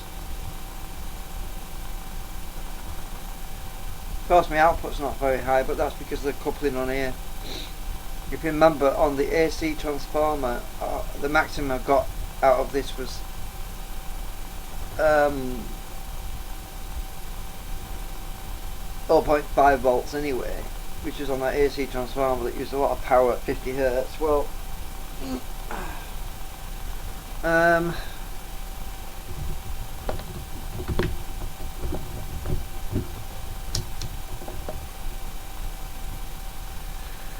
getting about 1/4 of a volt, which is actually not bad.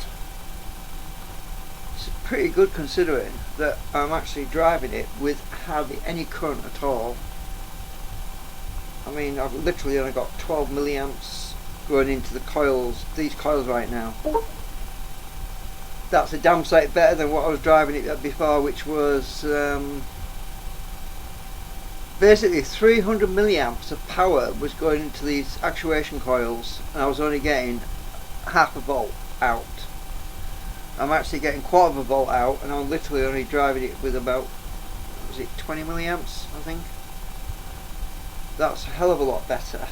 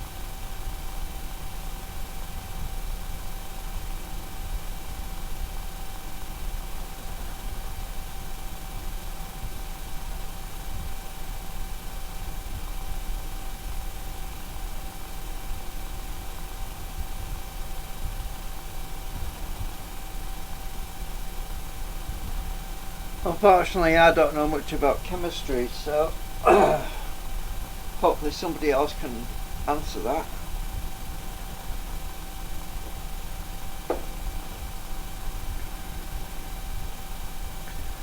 So what I really need to be doing right now is measuring current in and current out. So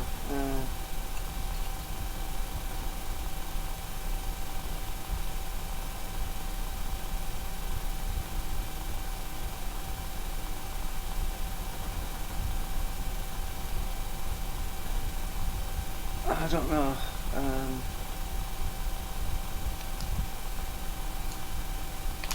need to measure that again. I need to get this meter set up so I can actually measure it all the time.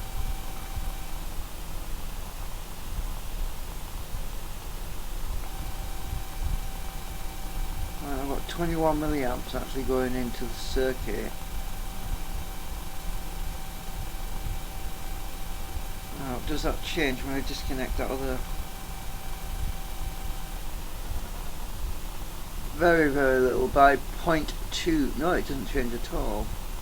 It's gone back up again. 21 milliamps to drive this circuit.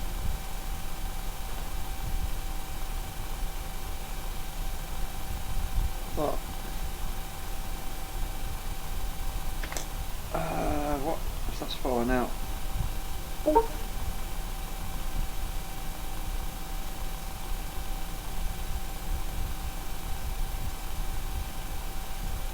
It's not even on the camera. 21 milliamps to drive this circuit. But I'm pulling current from an external source as well, which I'll have to measure separately. Which is about, I've forgotten now. Anyway, that's 21 milliamps from the lamp.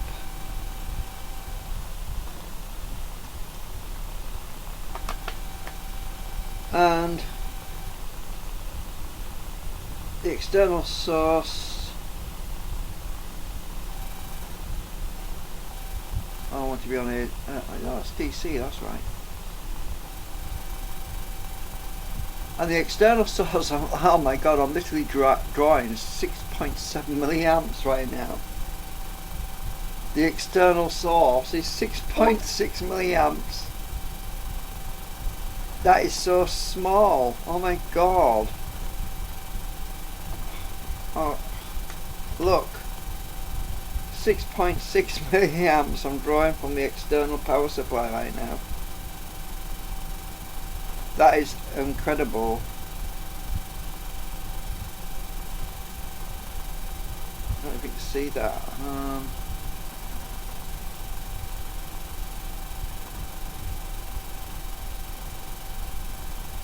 6.6 milliamps. That's unbelievable. Considering earlier on I was drawing like 100 milliamps and I was still getting a good output.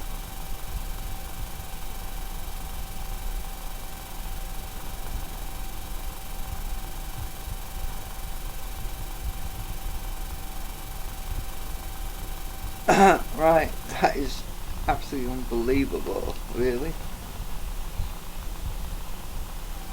So I can pump the voltage. Actually, I need to hook this up so that it's permanently connected. I want to be monitoring that when I boost the voltage from the external sourcing, and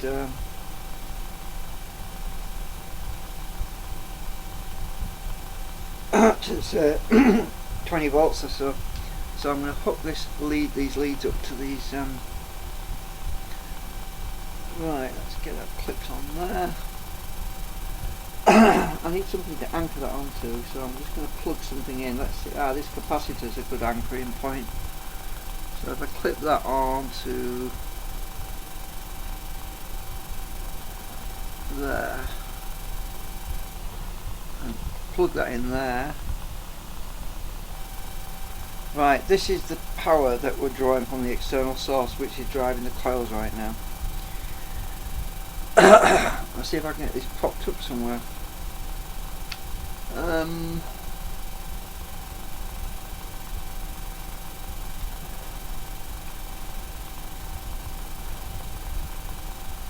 I prop this up somewhere somehow? Close peg on the back maybe.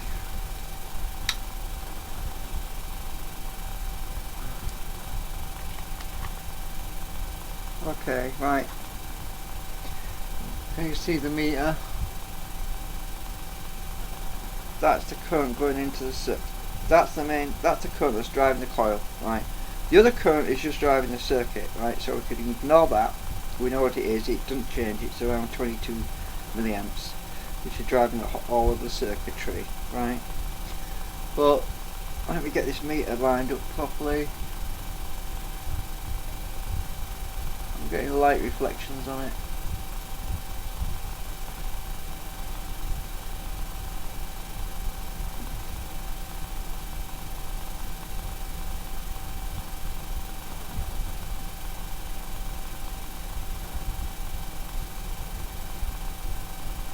Right, okay, 6.6 current, that's the current that's driving the coil right now. I'm going to tune it and see what it changes to. I can't even see the meter right now, so I'm going to have to bring that preview window up a bit bigger.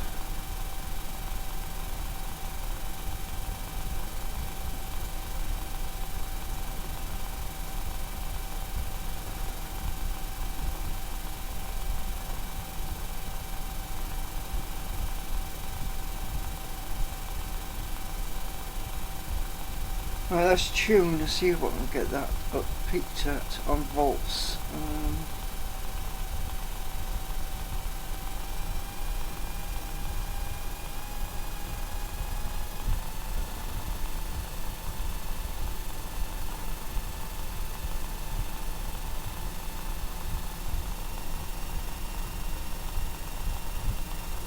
I can't see the meter. I'll have to look at the screen and wait. 0.243.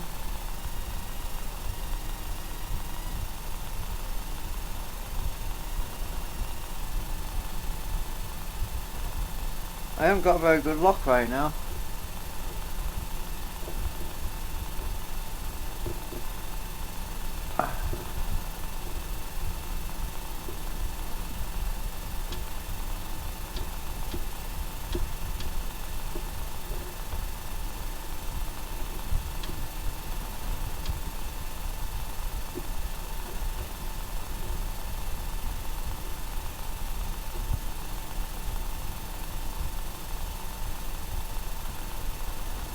Now, if we go to the external power supply and turn up the juice a bit,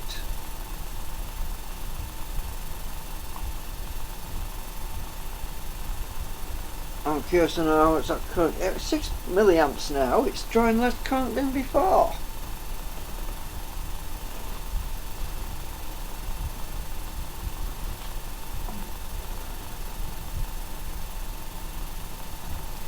I'm going to bump up the external power supply to 15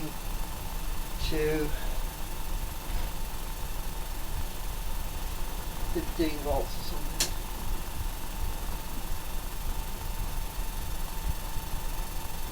Right, we're at 15.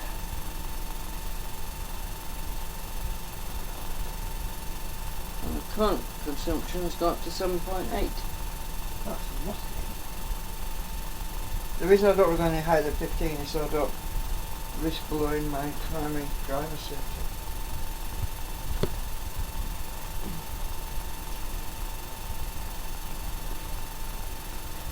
So I'm pushing in 15 volts from an external supply right now, and the output's gone up to 0.326 of a volt AC, and it's singing. Oh, do you want to hear what it sounds like? Does anyone want to hear what it sounds like?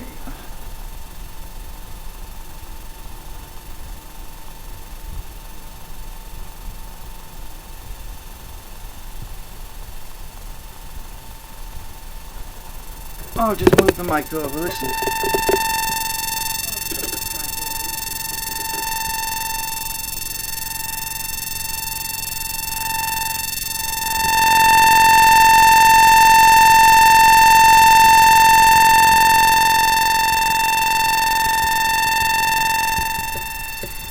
That is the sound it makes. That is the sound it makes.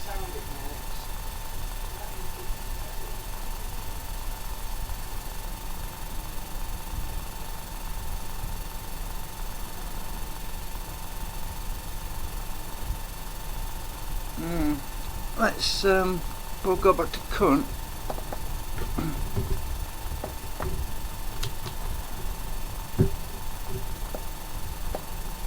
About 4.8 milliamps right now on the output, loaded down. It's good. It's good for testing anyway, because I don't expect to get much current with that secondary winding the way it is.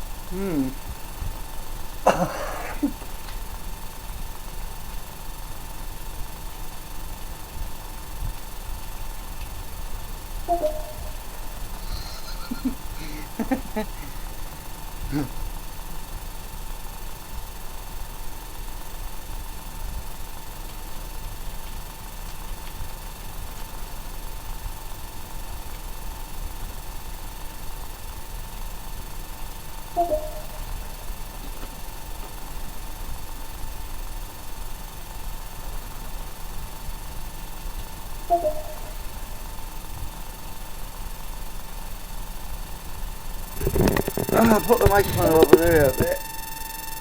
Yeah, very funky.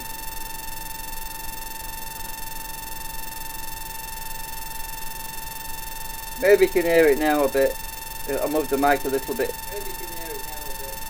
I'll move the mic a little bit. Just so you can hear what's happening. But yeah, it's not using any current. It's cold. The device is running very cold, and I'm actually getting really well for this current configuration.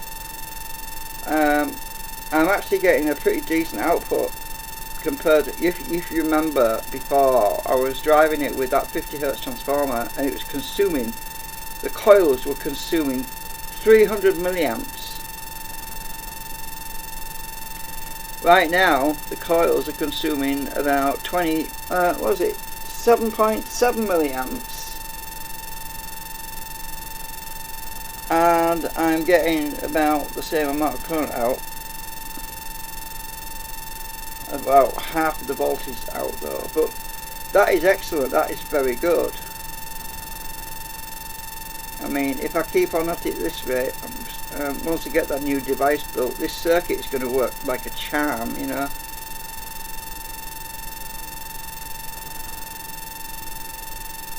So basically, I've got to, I have to basically build my circuit, etch my circuit board. I've got to change some configurations on the output stage, which is nothing much really. Just have to change some values of the resistors mainly, to be honest. Because let's see, the BC1820 is connected to the tip 42C.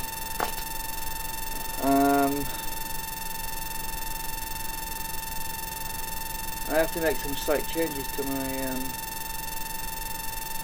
circuit design. I just need to open it up again and have a look.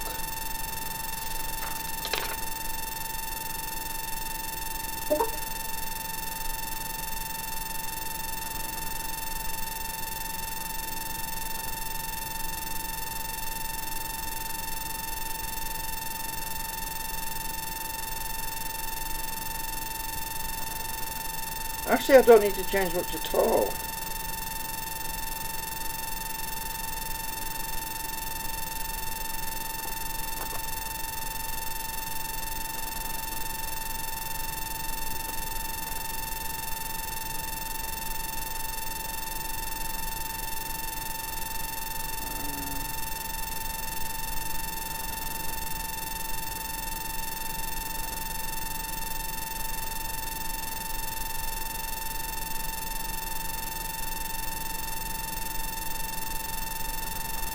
I need to change these transistors because I'm using the others now. Actually, I just thought maybe I should put those other transistors in again and try them again.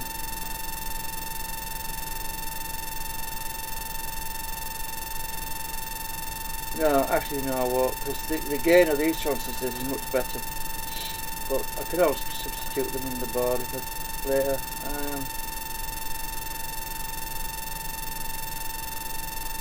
So let's see, where are we?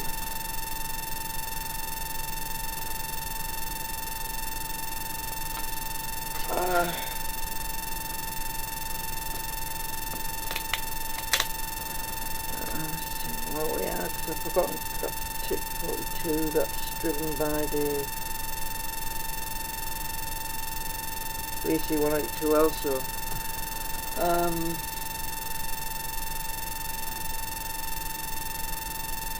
I need to change that one to the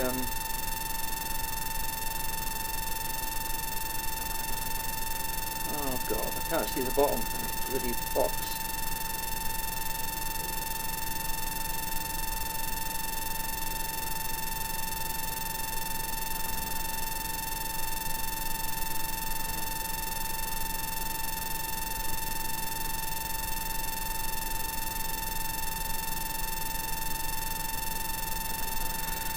Hang on.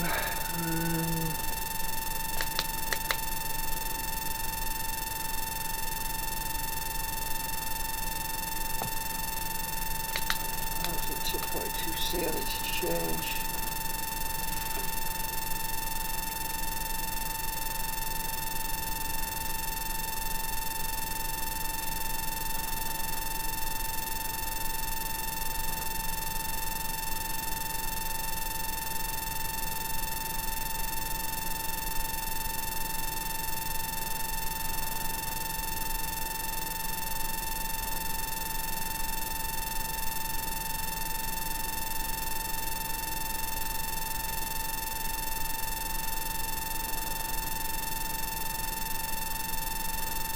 Oh, I've got this wrong way around. What we're doing?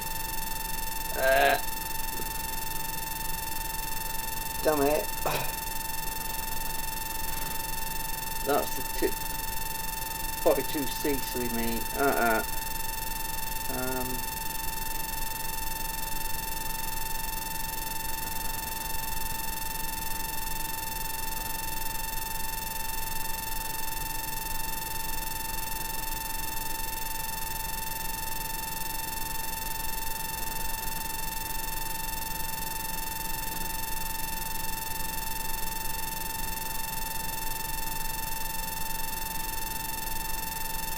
That's it. I think Z's gone, I bet you. Yeah, he's gone.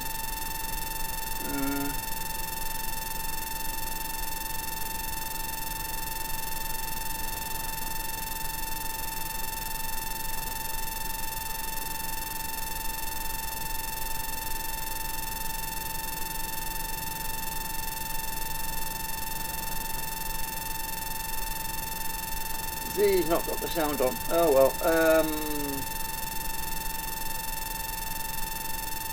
Right, okay, my circuit, I've got to change these values, actually. We'll be putting the right values in there a bit later.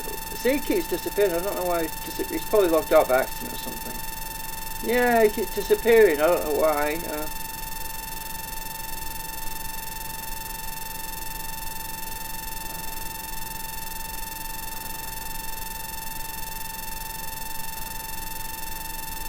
Right, I'm just gonna.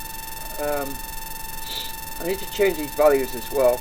I need to start updating this schematic, to be honest, because I am pretty close actually. I think this particular configuration is what I want anyway. It's drawing very little current, and that is brilliant actually. Minimum amount of power input is what I'm looking for.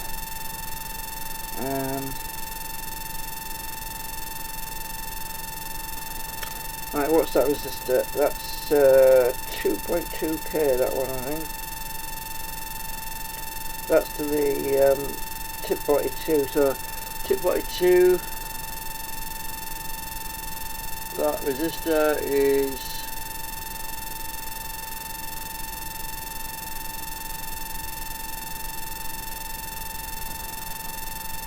on the right, it's shorthand, 2k2. Right, that's that one updated. 2k2, this one, let's see.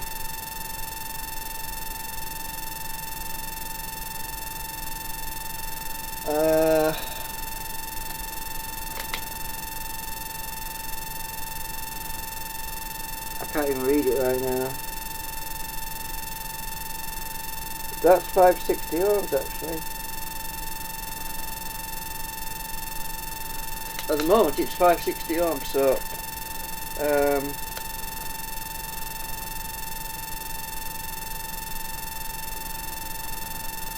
what the hell? Where's my zero? Hang on.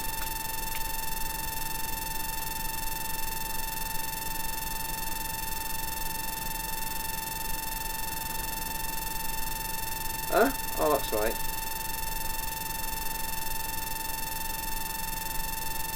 I don't like that. I'm just gonna. It doesn't look right for some reason.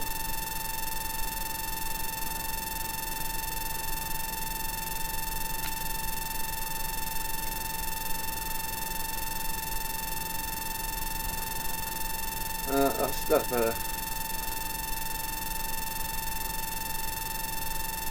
560 ohm. Yeah, it's just hard to get to my keyboard. I have to start putting the values in because I need to get them done.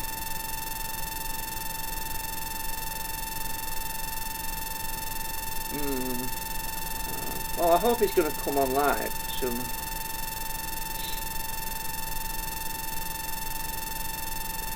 I have to drive the primary transistor. It has to be biased more heavily because that's where all the voltage comes from, which charges up the capacitor, this one, and that power that's in that capacitor is what's discharged through, swings the other way through the PNP. So, and that one's biased more lightly. I just need to check the resistor for R14 now, and that is the base.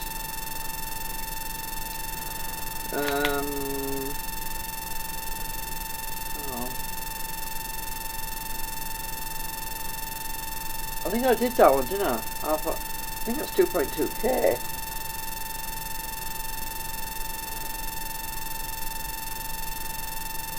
Yeah, I did that one.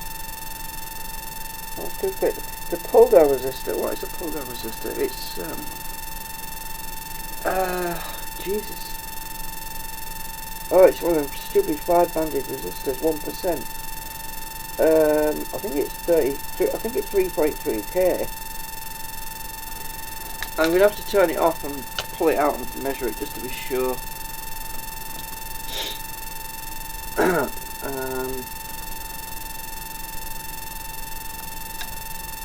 So I have to basically take this close peg off here a minute and put this just going to turn that off. Actually, I'm not even. Yeah, that's right. I didn't put my other meter on current, and it needs to be on current. The one across the room, I mean. You know. There we go. I like to keep an eye on that needle. Okay, so I'm just gonna put this link up. I need my meter back basically. Just put this jumper back in there.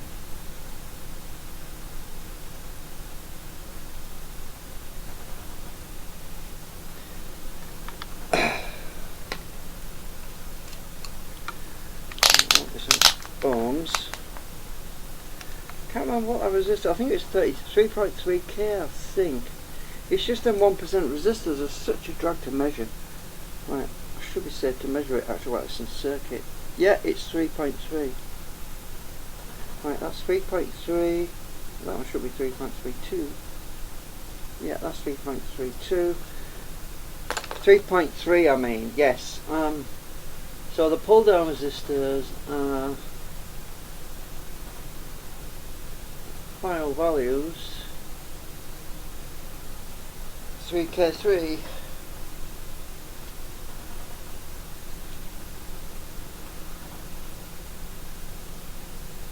I'll copy that because I'm going to put it in the other one. The other one's the same, so that's that one sorted, and that one's also 3k3.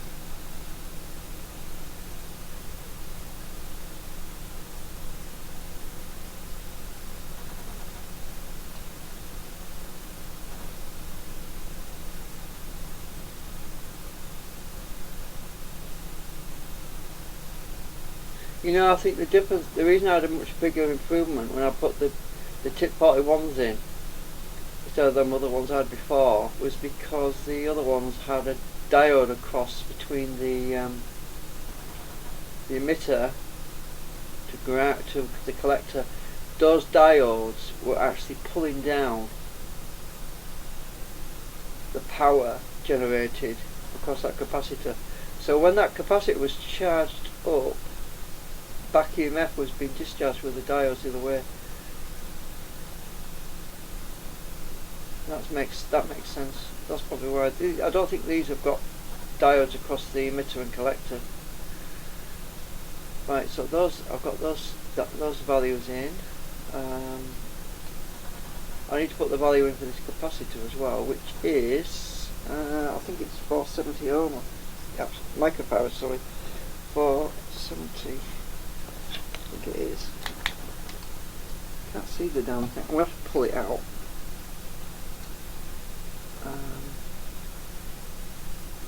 No, it's a 220 microfarad. Right, okay, that's even better. 220 microfarad in there.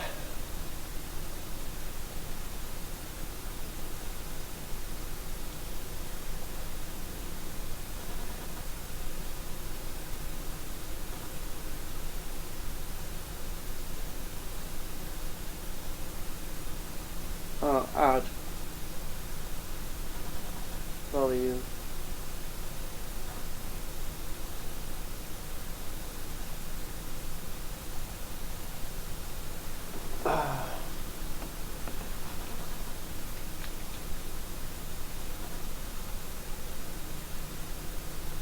Just 220U is good enough. I'll put UF anyway, bugger it.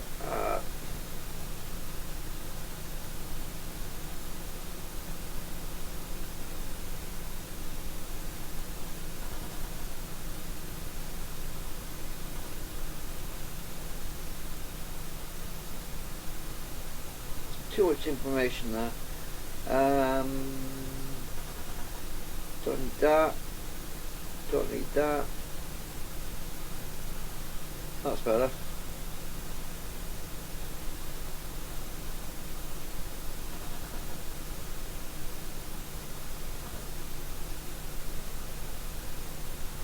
That's better. Right. Got that in.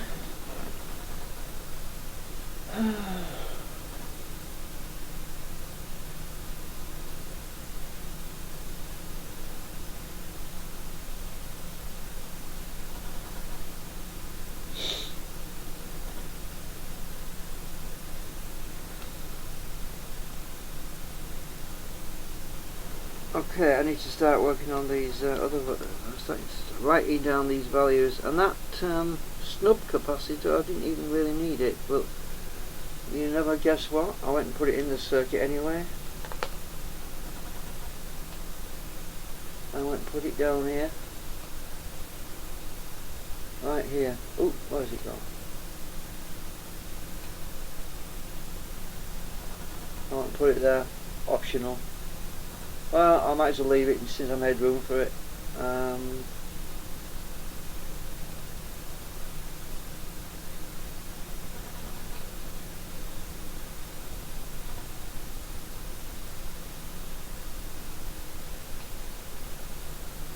Right, I need to sort this lot out up here first. I want to work downwards.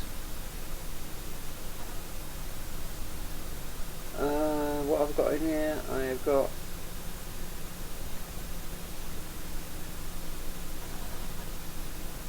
.7.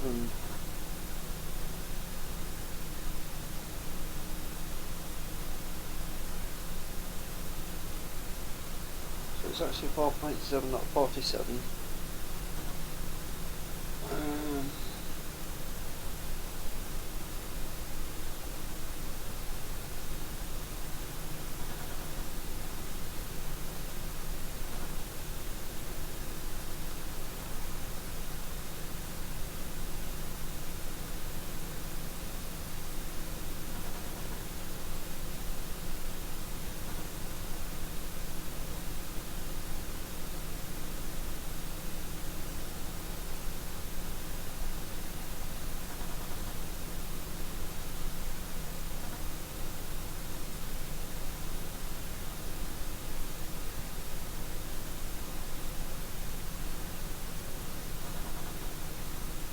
Well, technically speaking, I'm not using a 4007, I'm using a 4001, but that's the only component I found in the library.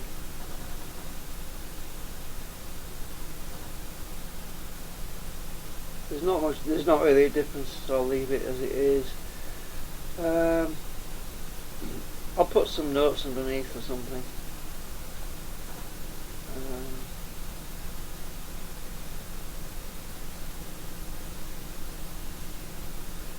Actually added some text, which is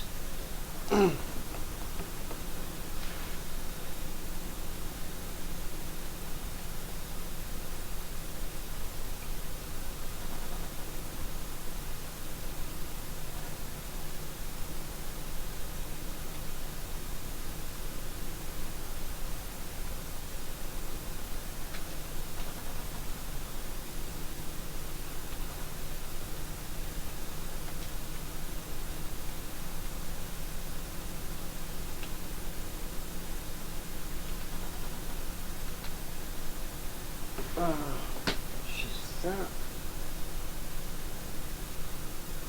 Let me stick this somewhere.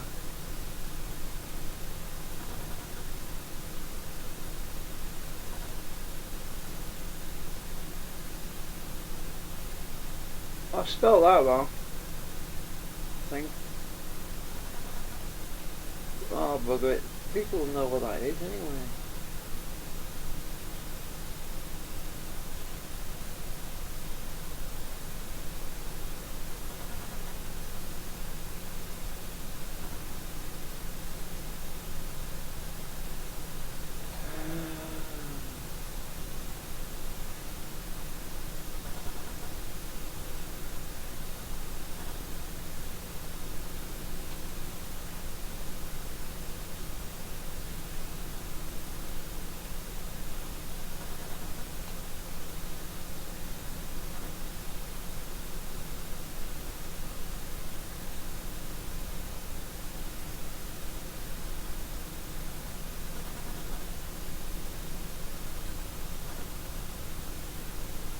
You know something else which is a thought?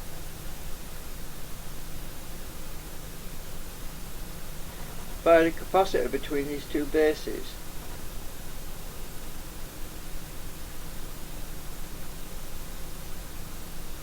It might give me a better swing.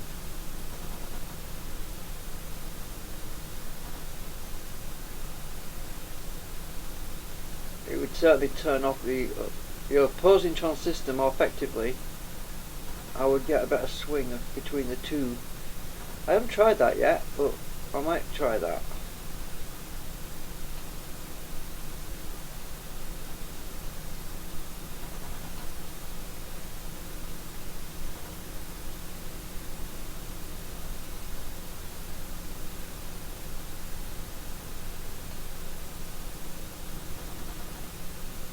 Now, what have I got here on the BC182L, the driver transistors, because I've changed some of this stuff here. I've actually taken them diodes out, and they're resistors now, so I'm going to have to change that. Technically speaking, I'm not forced to remove the diodes. I can leave them in place because I could still put shocky diodes in there. The only reason I took the diodes out is because of the voltage drop. It was a big problem. Now, if I put shocky diodes in place of them, I won't need the resistors. So, having the resistors or the shocky diodes in there doesn't really make a difference. What's important is that the emitters are being switched by the other output of the timer on output on pin 5. And that rail, this rail, and this rail, and this rail, it can either be positive or negative, depending on the output of the timer. And I only put resistors in for the moment because I was seeing too much of a drop across these bloody diodes.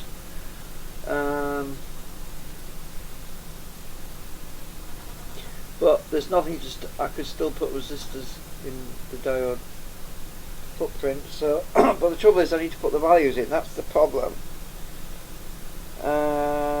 Actually, so I'll probably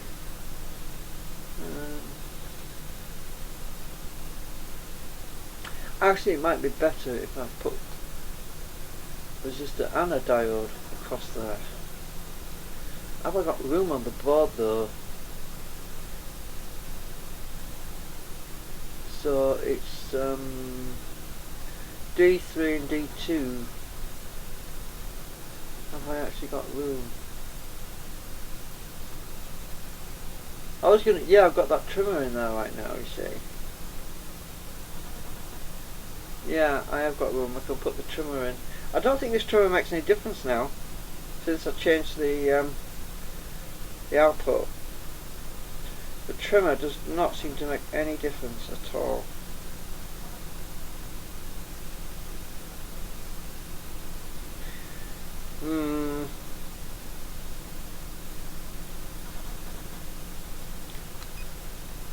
So that trimmer's wasted. It's a waste of time actually putting it in there.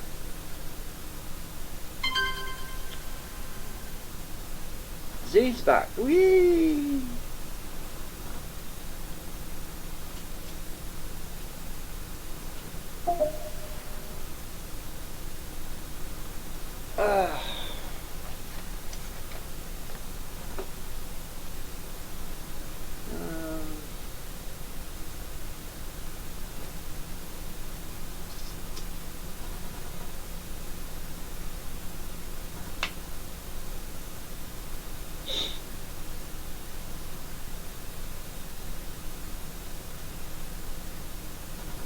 I don't know what to do. Whether or not to put the trimmer. No, the trimmer's not working right now.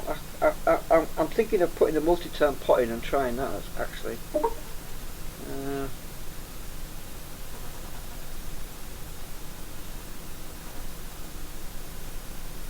Actually, when's my live stream? My live stream's going to restart in about 22 minutes. I need to save this. God, you took your time. Thank you very much for wishing me a happy birthday. No, you're not. It's today. My birthday is today, the 15th of October. So you're not late. I bet you're not even listening.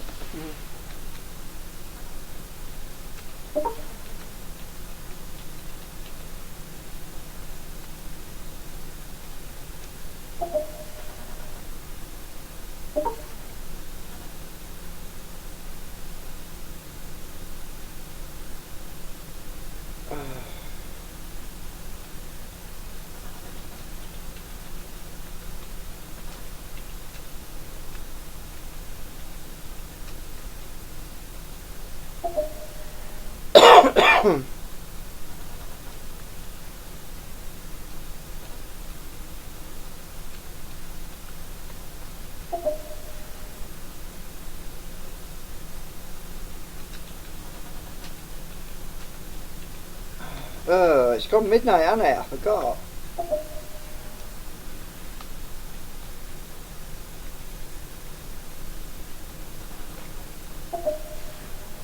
Oh. Yeah, you are a day late. Flipping heck.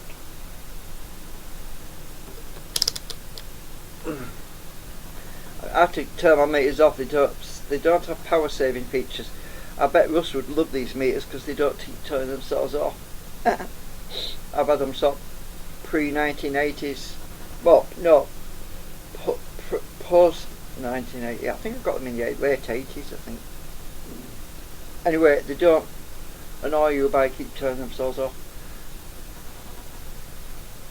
Right, so I'm not going to be putting a trimmer where these diodes are. Jesus, I keep clicking the wrong things. So I'm not going to bother with that. Basically, I could just substitute them for resistors, actually. I am going to be doing some more testing though, because I might still want to put a trimmer somewhere for tweaking. But I just want to get the values in for now.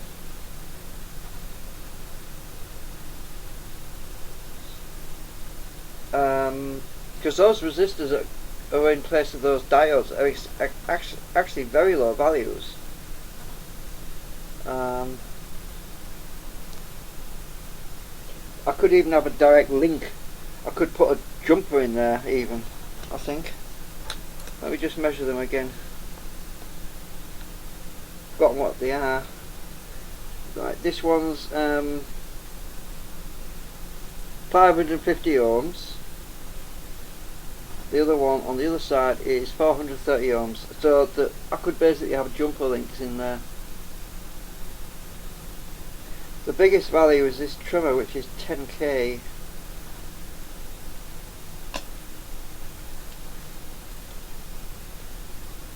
So what shall I do? I think I'm just going to leave the diodes in the circuit and then mention that you could put a link in or something. Because it's optional. It's part of the. It's just part of preventing power from getting back into the going in the loop, a U-bend around that circuit. That's all really. I mean, I don't want power.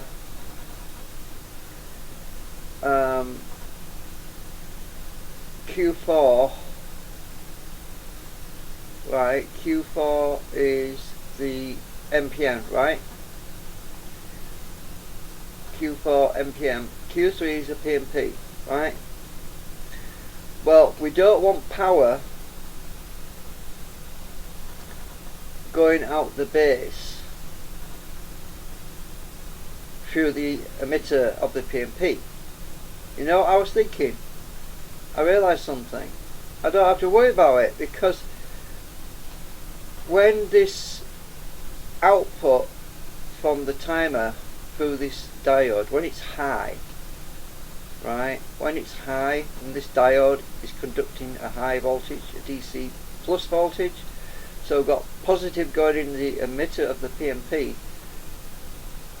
right, and it's been biased on at the same time by the other timer, which is on here, right. during that cycle, right, there's absolutely zero zilch chance of this power on this circuit going around into this other one, because this is also high. This emitter is also high on the other one, so it will not short circuit out. So I don't even need the flipping diodes, do I? These diodes, I don't even need the damn things, because it's not going to short out, because when this is high down here, it can only go through this PMP, right? When this end is low, that PMP can't activate, can't be on. This PMP can no longer be on when this end is low. The only thing that can be on is this NPN over here, right? So yeah, yeah, well, you don't think about these things, you forget, you're thinking DC all the time instead of AC. So those diodes don't need to be there, but they do need to be there, because I would have to put wire links into for all those tracks that go in between there, you see. All them tracks that run in between the diodes, yeah, I might as well just leave them in. Did I move anything? No, I didn't.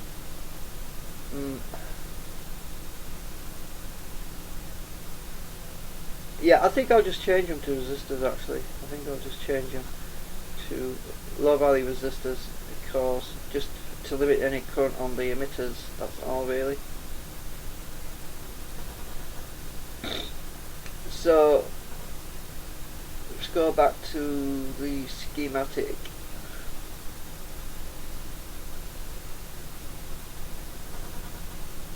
I can actually replace these two with diodes.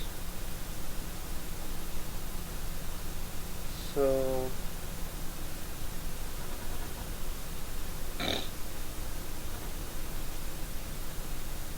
properties,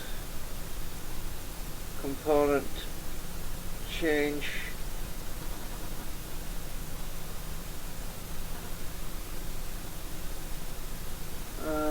if I can find the right device, let me just find out, hang on a minute, I need to actually find out which, I need to find a resistor, just a minute. Resistor, properties, I need to find out what that is, so I'm just going to go in here, design spec, resistor, DSC, right, cancel,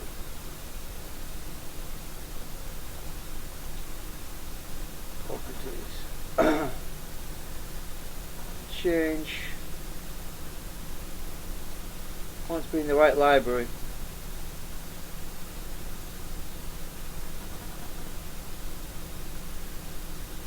Where the hell is design spark now?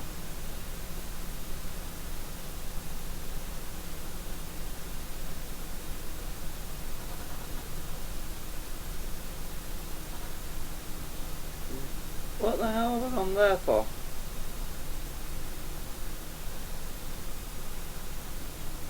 Oh, if I can do this right, I won't have to change any positioning or anything. Can't see design spark at all for some reason.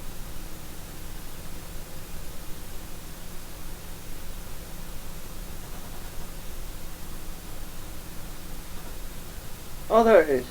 Design spark, resistor,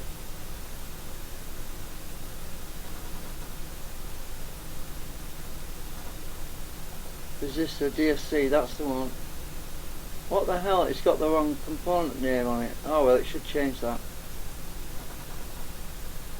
Right. Resistor, apply. There we go, I've changed it. What the hell is wrong with that? Is it still connected? Yeah, it is, that's still right. But it's got a line going through it now. Why is that? Why has it got a line going through it?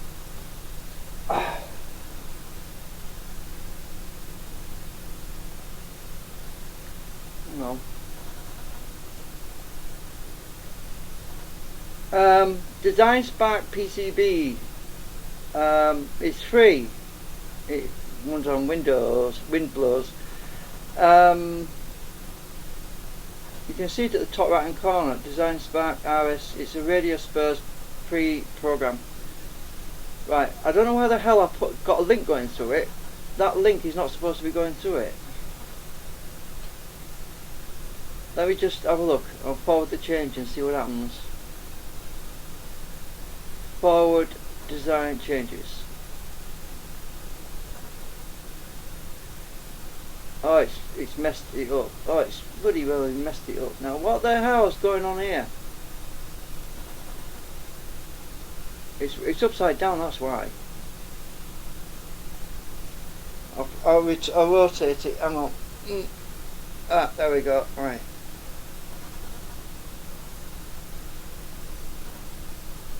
Oh, the bloody pins are a bit closer together as well. That's annoying. Let me just auto route that up. I'll have to move this track down a bit. Move that track up a bit. Just auto route that back again. Okay, that's connected. Auto route that one. Okay, that's connected. Okay, it's still marked as bloody D2. What the hell's wrong with it? Oh, I'll figure that out just a minute. It's not a D anymore, it's an R. Why has it done that? It would have been a damn sight easier just to take the damn thing out actually.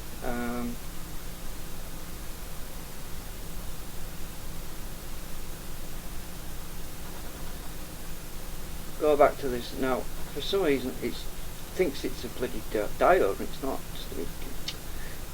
Let me just see what else has been changed. Is this the symbol R?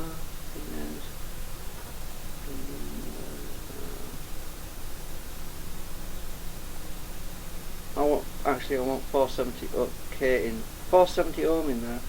Now what is it?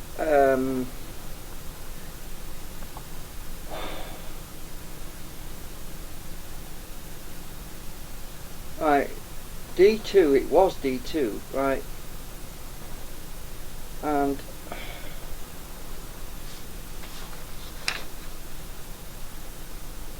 it's going to the BC212, so that should be, I lost my lamp.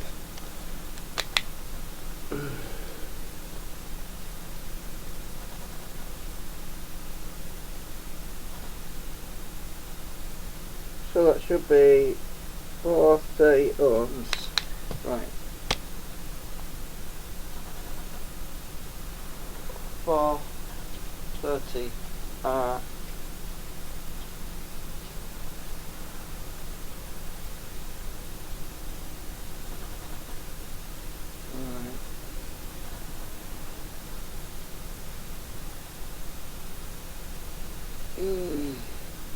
And it's not a D anymore, so why is it getting that D? Where's that D coming? Oh, it's the name up there. Ah, okay. I need to change that to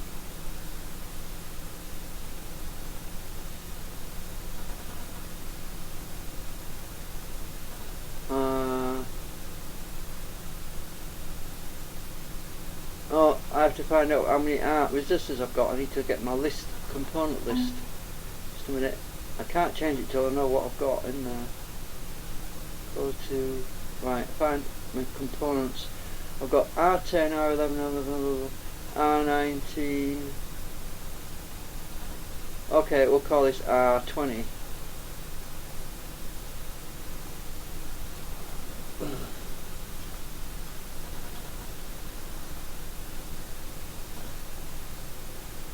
Okay, that's better. It normally automatically renames stuff, but it's because I've changed the component. It's confused it a bit. And that symbol, that line going through it, I just don't understand why it's doing that, but never mind. Right, so that's 430, and the other one will be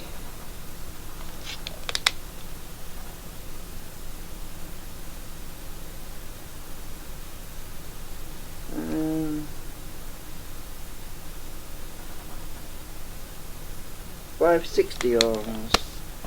So the one to the 182L will be 560, so I need to change that.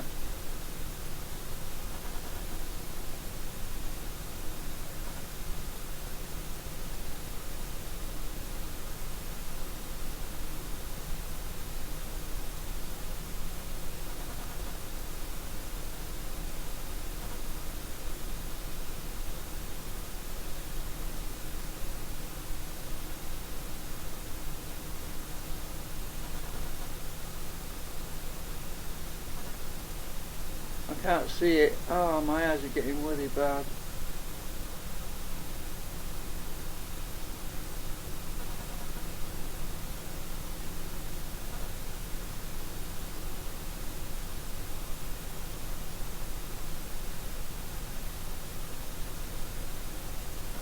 Resistor, DSC, that's right.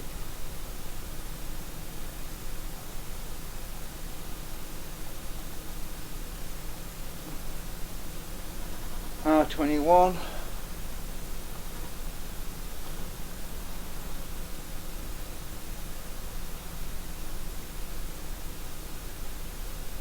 And the value will be, oh, I won't see that until I've applied it.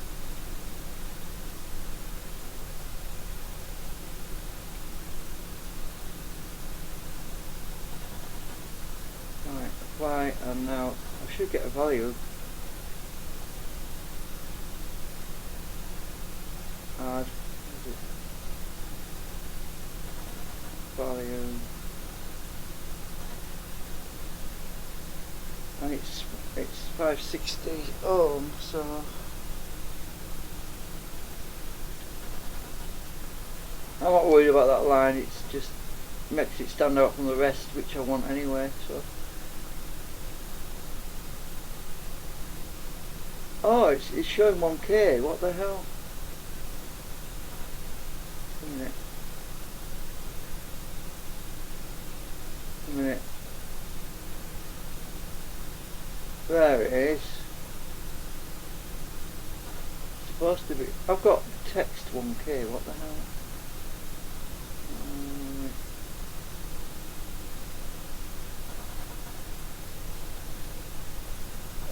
560.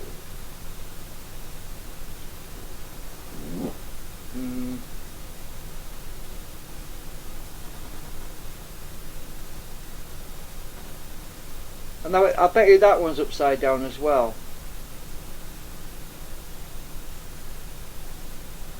So what I'm going to do, I'm going to rotate it. Might be better to reconnect it anyway.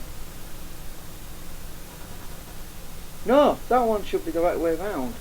No, it won't be. Everything's back to front. And I'll forward the changes, so let me think a minute.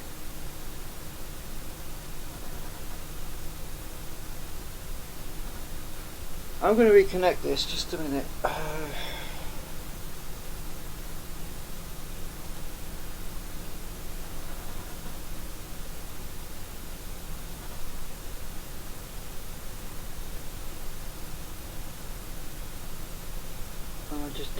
Just Dell should work.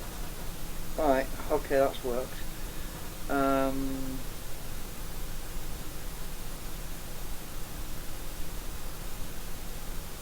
Right, I'm going to rotate it.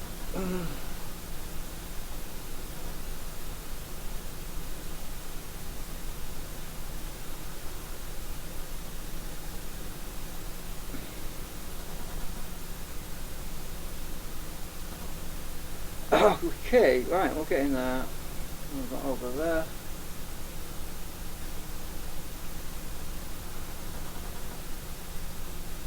Oh, where's it going? I'm gonna.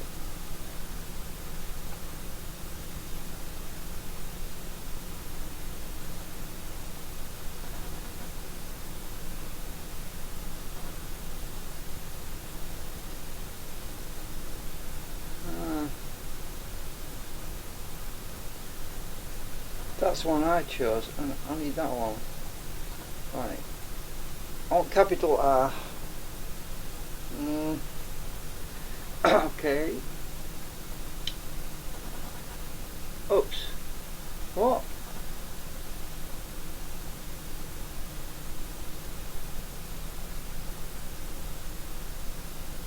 Okay, right, that's worked. Now forward the changes.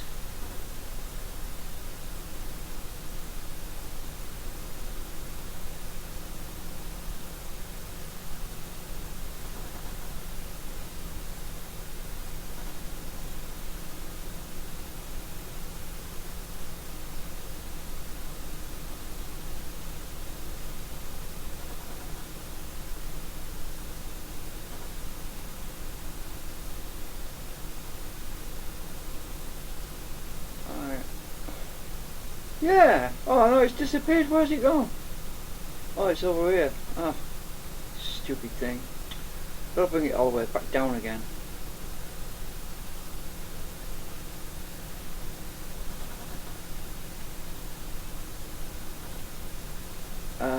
Where the hell is that? I've lost my place now. Wants to be down here.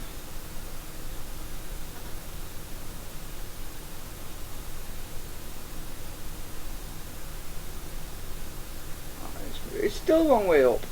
Ugh, I hate that when it does that.